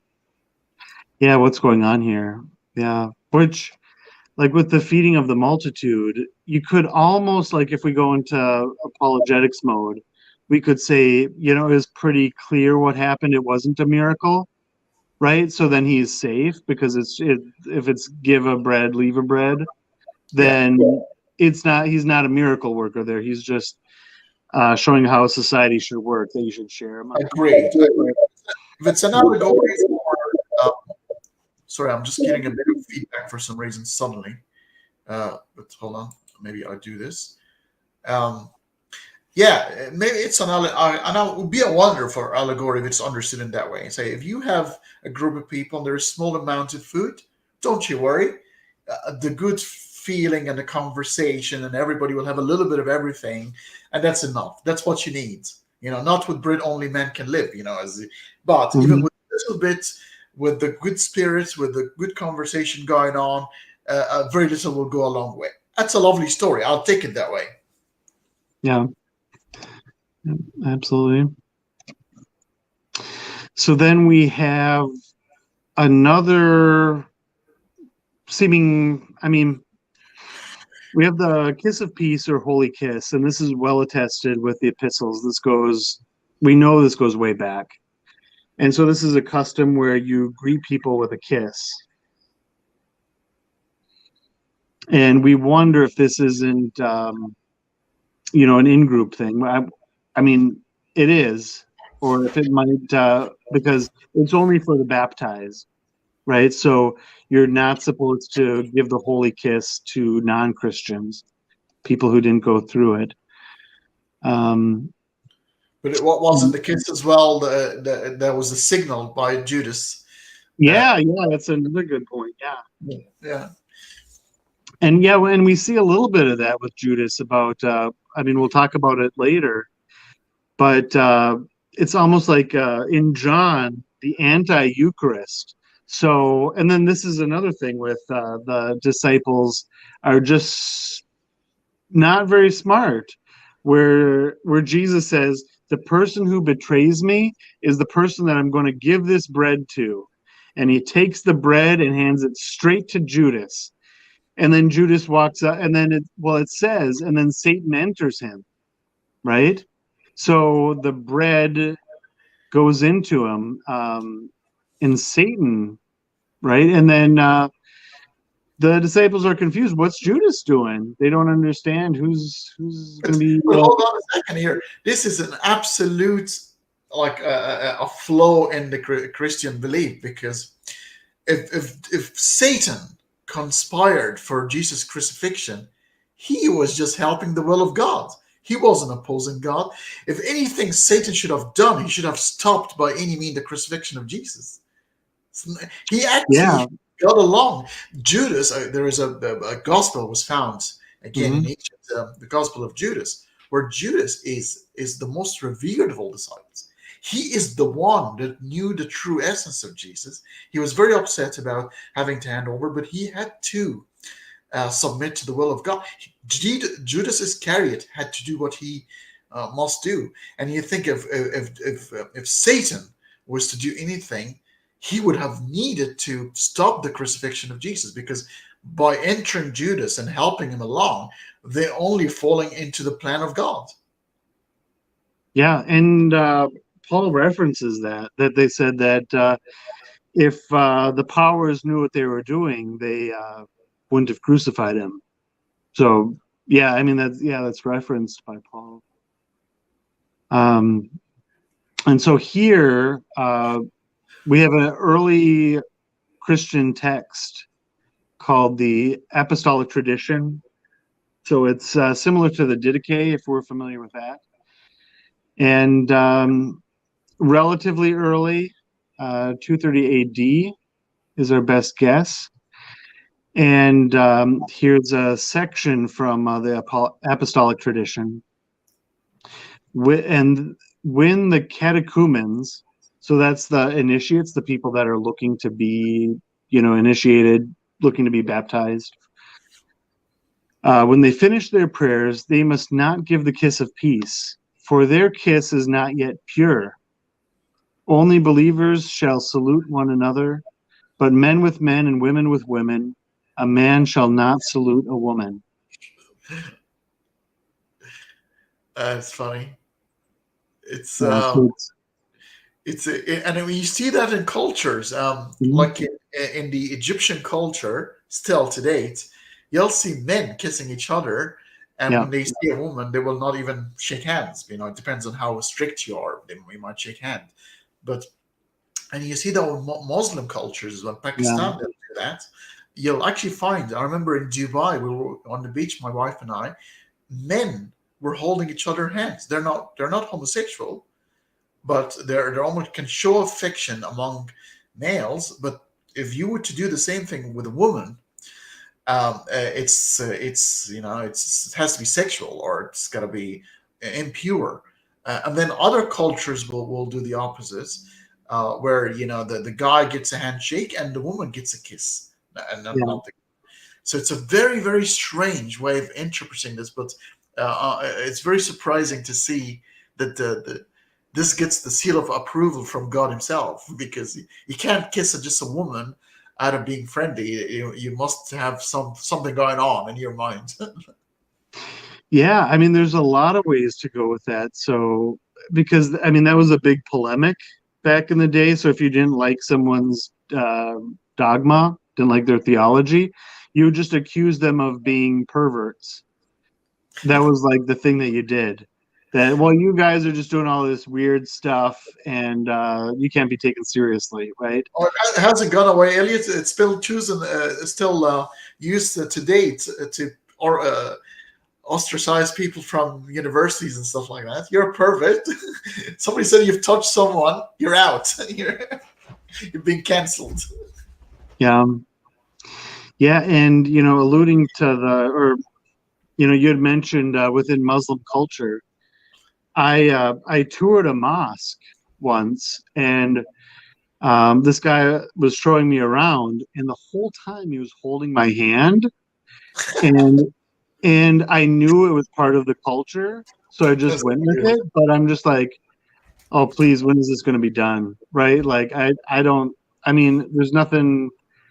It's weird. Yeah, I mean, or at least in my frame of reference. But he's just being friendly. He's just being welcoming. But Oh, you never know. He what's might that? be. I said you never know. He might be just using it as an excuse. Maybe I don't know, but I don't know. I like to think I'd be a good catch, so I'm not offended. Right? Um, and then here, um, in the apostolic tradition, just like within Islam, that the sexes are segregated, so that there'd be a part for the men and a part for the women, and they're not to be next to each other. which I thought was interesting. It seems sort And of you know what? Muslim. It's and also true to Judaism. Judaism is like that. Like Orthodox Judaism is like that. There's some Orthodox Jews in Israel in this day and age, 21st century, were wanting to push in the parliament, in the Knesset, Israeli parliament, the segregation of male females. It's a very Jewish thing. So you can see the Yeah. residue of the Jewish tradition all over Christianity.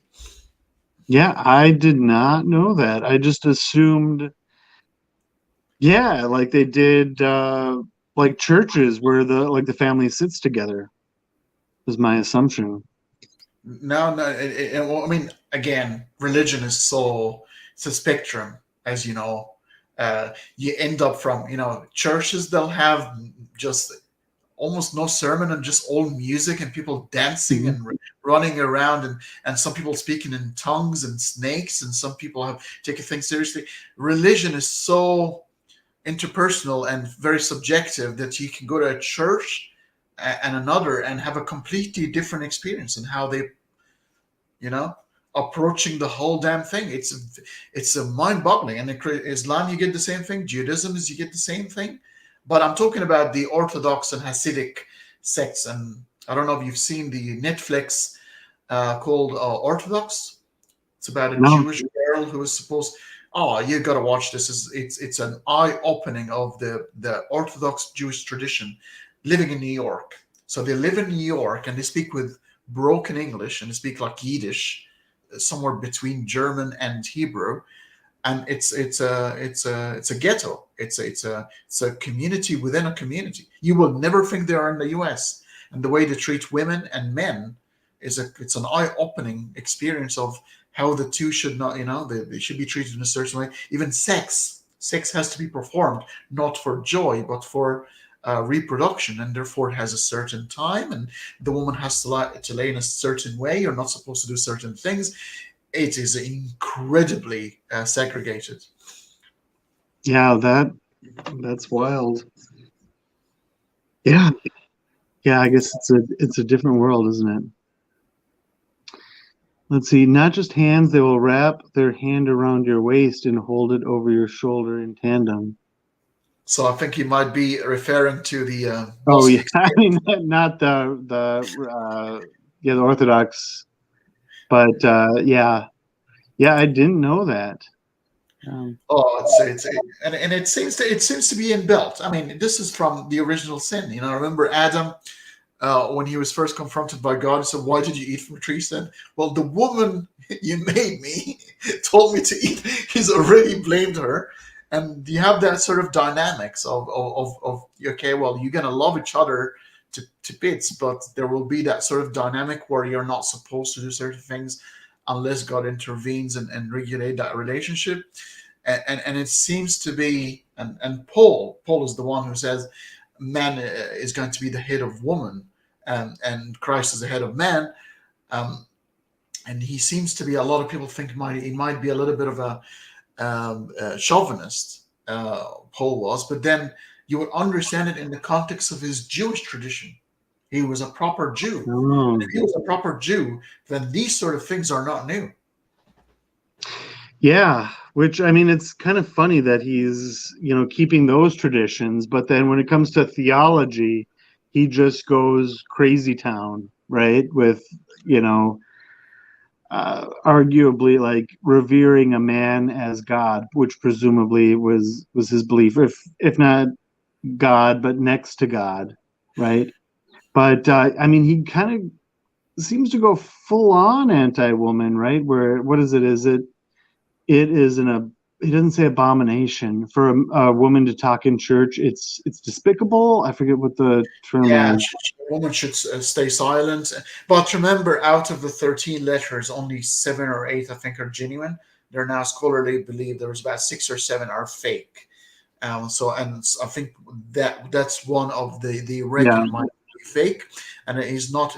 But I can understand his conservative views about segregation of men and women, sex and issues of taboos around that sort of area. The Jewish tradition really um, um, adhere to that and speak to that. And so I understand that the early Christianity. Remember, Jesus himself never really told us whether he's here to fulfill or to contradict. He said many times that he's fulfilling and he's not to contradict the Mosaic laws. But then he goes, "You were told, and I tell you." you know so go figure. Yeah, again, I mean, Jesus himself is not very clear about whether this is a separation from Yahweh, or from the Old Testament, or this is a continuation of, because humanity is not ready psychologically to receive a different message, because it's the right time. Again, it depends on how you see it. Yeah. Yeah, and I mean, it depends on the storyteller, which book we're reading. Yeah, and it depends. I mean, we're talking about churches now accepting homosexuality, and some priests can be homosexuals these days. It depends on, and that is going to always be the interpretation of religion. You're going to end up with people who need to believe, but they cannot just believe the way it is. It has to conform with their set of ethical values, and therefore they can no longer. They want to accept God, but they cannot do with. They don't want to be racist. They don't want to be biggest. They're good people, but for some reason they cannot abandon the Father in the sky. It's more like a Mm-hmm. psychological insurance policy that they cannot get rid of, and therefore they will adopt and adapt their belief to suit what actually they believe in equality, and Mm-hmm. you cannot really be condemned for things that you don't choose, like homosexuality. And what they do is they try and say, "Well, God have never actually said that." Everybody who thinks that got it wrong. God is love, and if God is love, and these people cannot choose who they are, God could never have done something, could design people to be natured like this, just to put them in hellfire for the rest of their or for forever. And God could not do that, because God is good, and therefore there must be a misinterpretation. God must be told, like Sodom and Gomorrah, for example. It's been said it's not about homosexuality whatsoever. It's about people who are committing atrocities. Mm-hmm. It's about evil people. These they weren't condemned because they were homosexuals. It was a different reason. Yeah, it's like a neo-fundamentalism, right? So we have to have the Bible say this before we can say that it's legit, right? It can't just be, well, we understand it to be like, yeah, I mean, there's nothing wrong with being gay. You can't just say that. You have to find it in the scripture, right? Or, you know, whatever kind of, fundamentalist view, you just can't say, well, that's not right, right? We're not, we're not in the Stone Age. Uh, we're doing it because it's right, just because it's inherently so. You can't say that. It's like we haven't really gotten around fundamentalism, that you have to say, well, because the Bible says it, right? Where, True.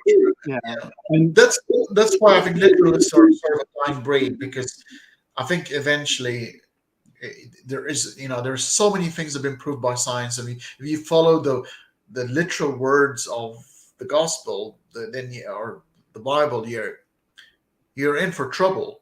You'll have to play the word gymnastics game to mhm, do anything. But then you'll end up with people who sort of want to understand the spirit of the text. And these are very difficult to falsify, because anything could mean anything, like we've demonstrated before. We said we can bring any text and we can read the hell we want out of that text, depending on how we want to see life. If mhm, you're a good person, or like literally like a good person, nicely natured person, don't want to harm anyone, you'll read the text in that way. And it's probably probably the best possible way to stay religious these days. If you rid religion from all the horrible things and just say, well, this is a personal relationship between me and my God, that's wonderful. I don't think I'd want to attack that whatsoever. I will not even try to debate it. If that person can turn up to work and go out for a coffee and a beer and watch a game of football with you. Who cares? Yeah. Yeah, it's almost like a Rorschach test a little bit, isn't it? All right.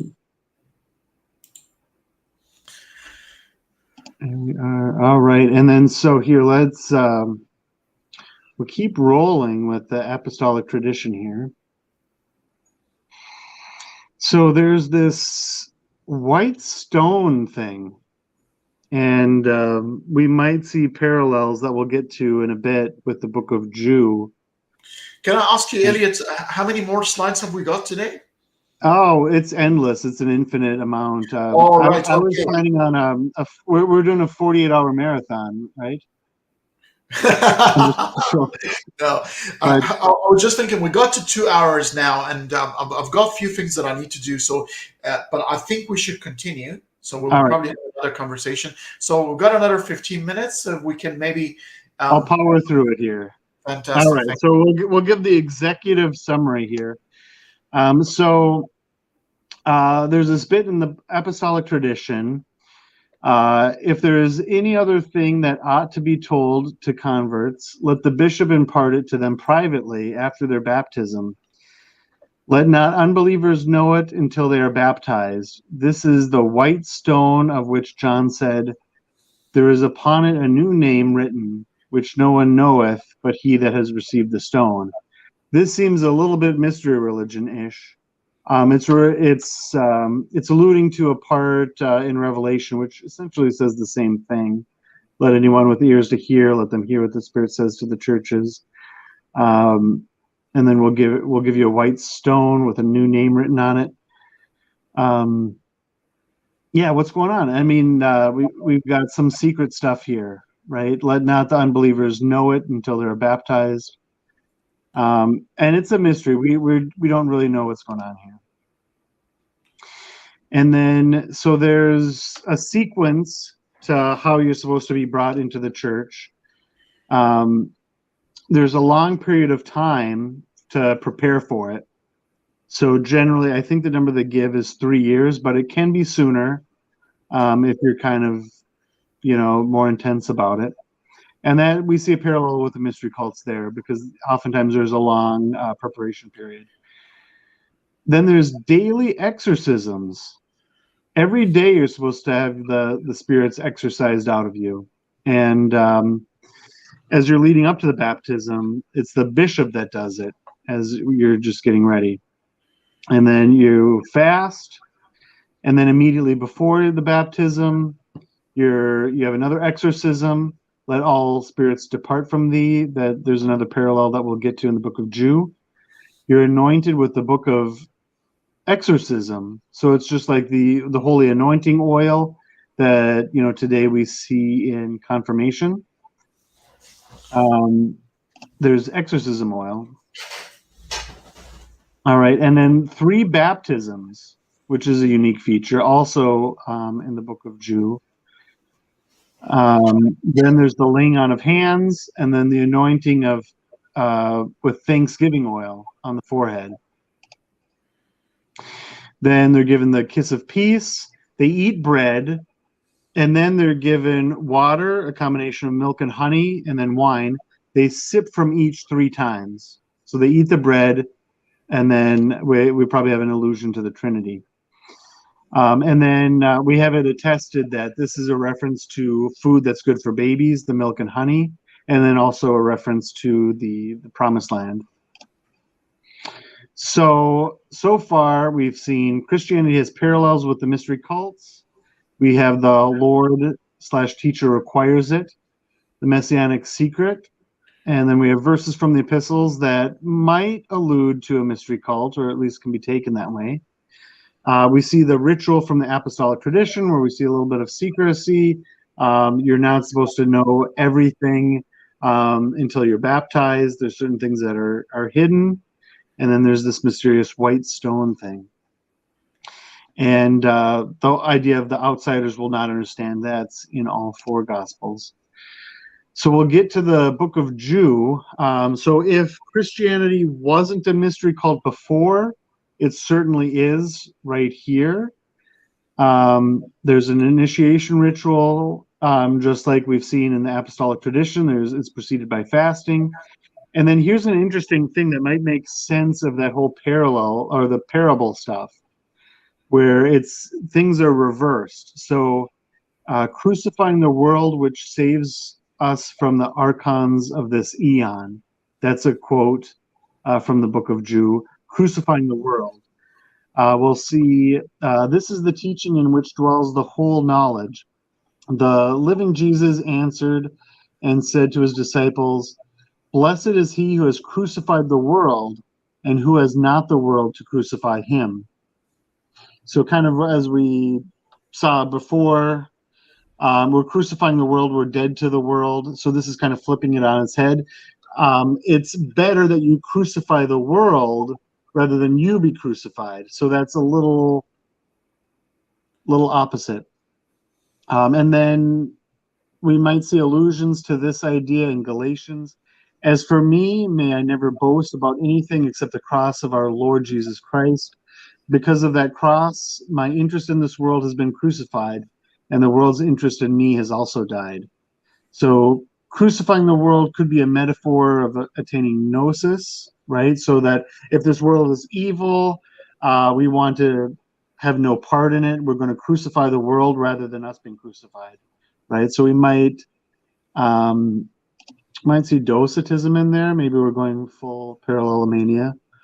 And then we'll remember that in both of those traditions, we see three baptisms.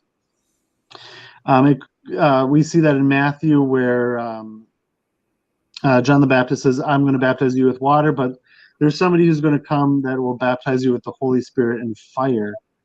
And so maybe there's a pre-existing tradition of three baptisms of water, fire, and spirit, or else this tradition comes from that, right? But it's striking that we have the allusion in Matthew. And then we have the archangel Michael. He's equated with fire, Gabriel with water, and Raphael with air, with the three baptisms. And so by water, this is turning on its head the water into wine. Here we have the transformation of wine into water. So it's kind of like an inside thing. Maybe the outside sees water into wine, but we're seeing wine into water. Then fire, that baptism is done with incense. And then by spirit is eating the bread and the wine, which we saw the parallels with kind of the reverse, the Eucharist in John with Judas. So they allude to the mystery of the forgiveness of sins. And so I have to say this, I'm convinced that this is mystery cult. So we have, what is the mystery of the forgiveness of sins? I'm inclined to think it consists of the three baptisms, a prayer to the Father to take away their sins, a prayer for the archons to withdraw, and the instructions on the names of the archons. So this, we might see parallels with that white stone, right? That could be secrets of the names of the archons. And once you have the names of the archons and their ranks, that can enable you to pass through the celestial spheres. This is all alluded to in the book of Jude. And as we talked about the treasury of light, the pleroma, as we mentioned previously. And then they're also given strict instructions not to reveal the mysteries to the unworthy. Very mystery cult. So we read this in Ephesians, "For our struggle is not against flesh and blood, but against the rulers, against the authorities, against the powers of this dark world, and against the spiritual forces of evil in the heavenly realms." So we can kind of see the idea. We can do eisegesis on this verse and see archons along the celestial spheres that are guarding those gates, just like Armanius with the keys, right? With the equivalency of Peter with the keys. The spiritual forces of evil in the heavenly realms, right?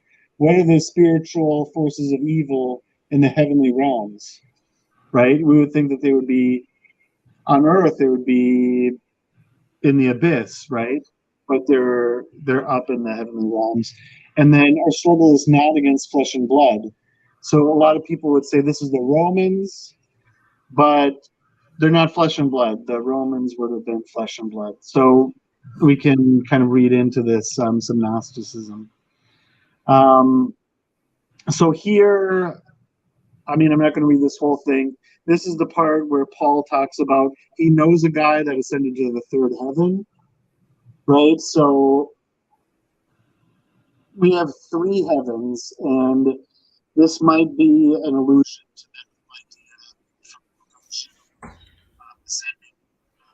Sorry, Elliot, your voice will become a little bit muffled, and now I'm hardly hearing it. So maybe something's happening to your mic. here, maybe I'll just bring it or talk a little bit loudly. No, it's actually gone sort of really bad. It's like as if you're so far away. Something happened just in the last 15 seconds.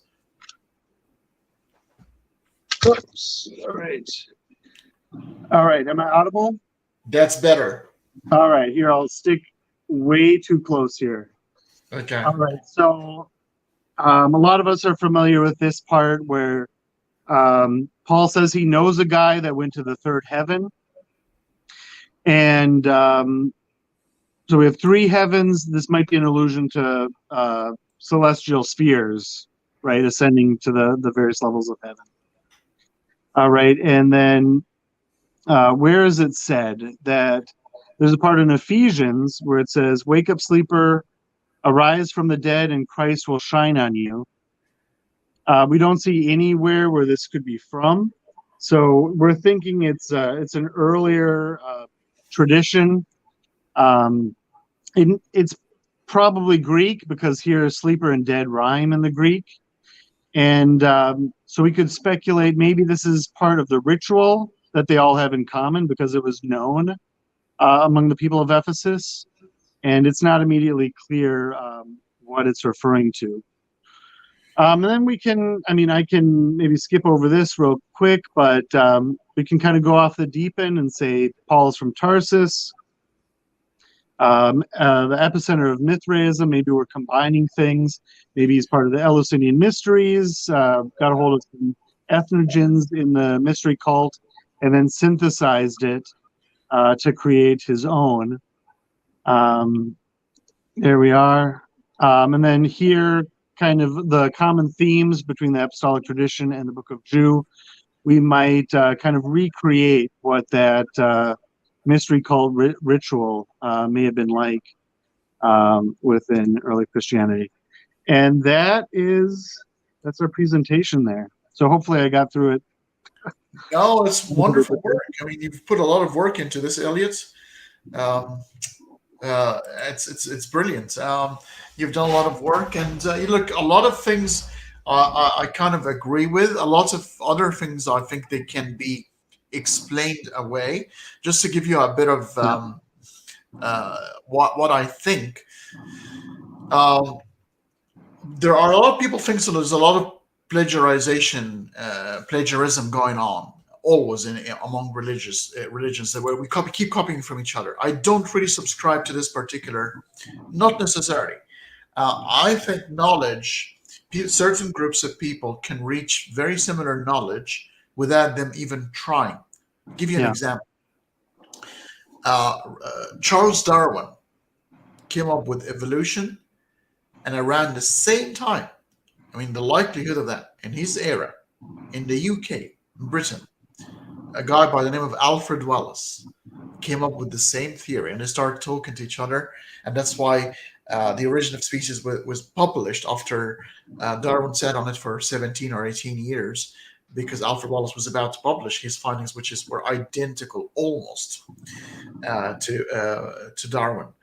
So it is possible that the way, remember, our brains have evolved the same, very, very similar to the same sort of conditions. The world was very, very simple then, and people lived in very, very similar cultures. So I can understand that we are faced by the same issues like pain, suffering, trying to understand a meaning in this life, trying to justify. things like we don't understand the source of, like lightning and thunder, that we ended up um, uh, starting to think about things that might have given us justification or explanation of things that will put areas of what we see injustice in a just world. So we start coming up with these ideas, and I can understand why would some ideas would end up being very similar. Also, the geographical location, even though Paul was a Jew, but not all Judaism is the same. If Mhm. he's from Tartus, and Tartus was the birthplace of Mithraism, so I can see elements. Mhm. It will be Jewish with a flavor of, like even Christianity. I mean, look at the picture of Jesus in different churches around the world. In Asia, he looks a little bit Asian. In Africa, he looks a Mhm. bit African. And you adopt your brand of Christianity to the birthplace of certain philosophies that exist, and you end up with something that is unique. So I can see Paul being influenced. I mean, Christianity is very different from Judaism and Islam, for the reason it was pretty much looked after by the Greek and the Roman Empire, and therefore the writing of Homer and the tragedy is all over the Christian texts.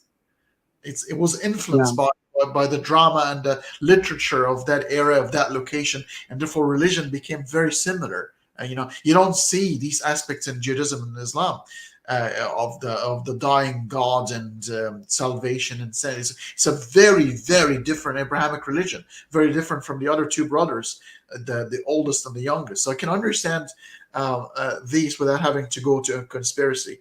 Um, whether it's a mystery cult, I think I can accept that. I can accept, because we see them. We see them happen to date. They could have started that way, and then it became Paul, I think, open Christianity to the rest of the world. Apart from that, even Jesus himself, he said, "I only came for the lost sheep of Israel." His message was not that universal until Paul has made it universal. So I think sometimes the answer is a bit of everything. It could be a bit of everything. Could have started that way and evolve into something else. But I can understand. I can imagine the rituals of a special club uh, clearly in there. But I can also see how the 12 disciples were complaining to Jesus, say, well, he talked to us in a way that nobody understood Jesus all the way to the end. Even his closest disciples, nobody really understood him. Nobody knew whether it was actually the Messiah, God, Son of God, Elijah resurrected, or people thought he was different type of people. And nobody knew really what he was and how he was. And Jesus made sure that he kept it that way, because in that beautiful example you brought, where they start questioning, why do you always speak in parables to us? And they've asked him a direct question, and his answer was in parables, in a Yeah. very funny way. So I do accept some of your narratives as some sort of elements, and the thing is, there isn't unified Christianity. I don't think there was then, and there is one now. There's information and concepts, and people will apply them based on their cultures and tradition, and that's why you ended up with different sects of Christianity within the first 40 or 50 years of Christianity. It's already started to, and that's going to be the nature of humanity. It's happened to Judaism, it's happened to Islam. You have the Sunni and the Shia and the Alawites, and I think that is the problem of this God insists in transferring his knowledge in words and language are perceived differently by different people, and they always end up with that sort of different narratives. Nobody disagrees on gravity, um, or certain things, or certain scientific equations are mimicking the physical truth, and you cannot deviate from. If you reject them and you try to jump from a balcony on the third floor, gravity will take its place. You will not fly unless you're Birdman. That was a great movie. You got to Mhm. watch that if you haven't. Yeah. Um, by Keaton, I think the old Batman. Michael Keaton. So there is going to be inherent problem of the way God is trying to talk, or alleged God trying to talk to the universe or his people. He's using languages, he's using texts, and you know what happens. You and I would watch a movie, and we will have slightly different angles of what we've just watched and what we've learned, based on, and none of us will be incorrect or right at the same time, because it's you will watch the movie based on your experiences, what pains you're going through, and then you will reflect and you will try to make sense in the way will make sense to you. There is no right and wrong in that kind of. That's why it's called art and literature. It's not science, and that's exactly what's supposed to happen. You and I are supposed to be looking at a painting and draw different conclusions, and that's what art is. And I think religion fits the artistic area of the human rather than the scientific inquiry for objective knowledge. Yeah, that's a good description of it. Uh, And then I'll have to agree with you that a lot of this is a bit tenuous, I'd say. But and I'm also working on a presentation on why Christianity did not start from a mystery cult. But I mean, to most people, it's almost like a presentation on is the sky blue, where normally we don't even really consider that. But yeah, I mean, there's a lot of ways to look at this stuff, kind of like what you were saying. I like that. I'm quite liking the fact that you're working on an idea and it's opposite, because what it's going to do to you is you're going to search everything that is for and against. And that means that you don't have a certain bias. So you don't want anything to be true. You're just a true blue researcher. You're wanting to find out, and then you're looking at all the evidence for and against, and you're displaying them transparently. That's wonderful to hear. It's music to my ears. I like that approach quite a lot. Yep. Yeah, I mean, maybe this is our second conversation would be the opposite of why Christianity didn't start as a secret cult. That'll be quite interesting to me. Yeah, for sure. Well, Elliott, I mean, this is the first time we've spoken. We've been friends on Facebook, and I'm very, very glad that I've invited you today for a chat. I've learned a lot today. I thought the conversation was wonderful, and I think your inquiry into these sort of things is quite interesting, and it seems to be only possible after you have left the faith, and once you're in, it's very difficult to be able to give yourself that kind of freedom where you can explore an idea from the cons and the pros, and it could have happened or it could have not happened. And I was wondering if you have any final words before we say goodbye to our audience today. Yeah, I mean, that's a good place to leave it. Check out my channel, Brave New History. I do a bit of interviews there. But yeah, thanks so much for having me on. It was fun. I liked the dialogue and the tangents that we went on. It was fun. It was very fun. So, guys, the description of Elliott's channel is in the description of this particular video. We've already sort of shared it at the beginning of the episode. So please check it out. Elliott is interviewing a few people, including Derek from Myth Vision and other academics. So please give it a go and have a look at some of his work. And with that, I wish you all a happy and peaceful weekend. And rest assured, I'll be meeting with my friend Elliott again to discuss the opposite of what he told us today. Thanks very much and have a great weekend.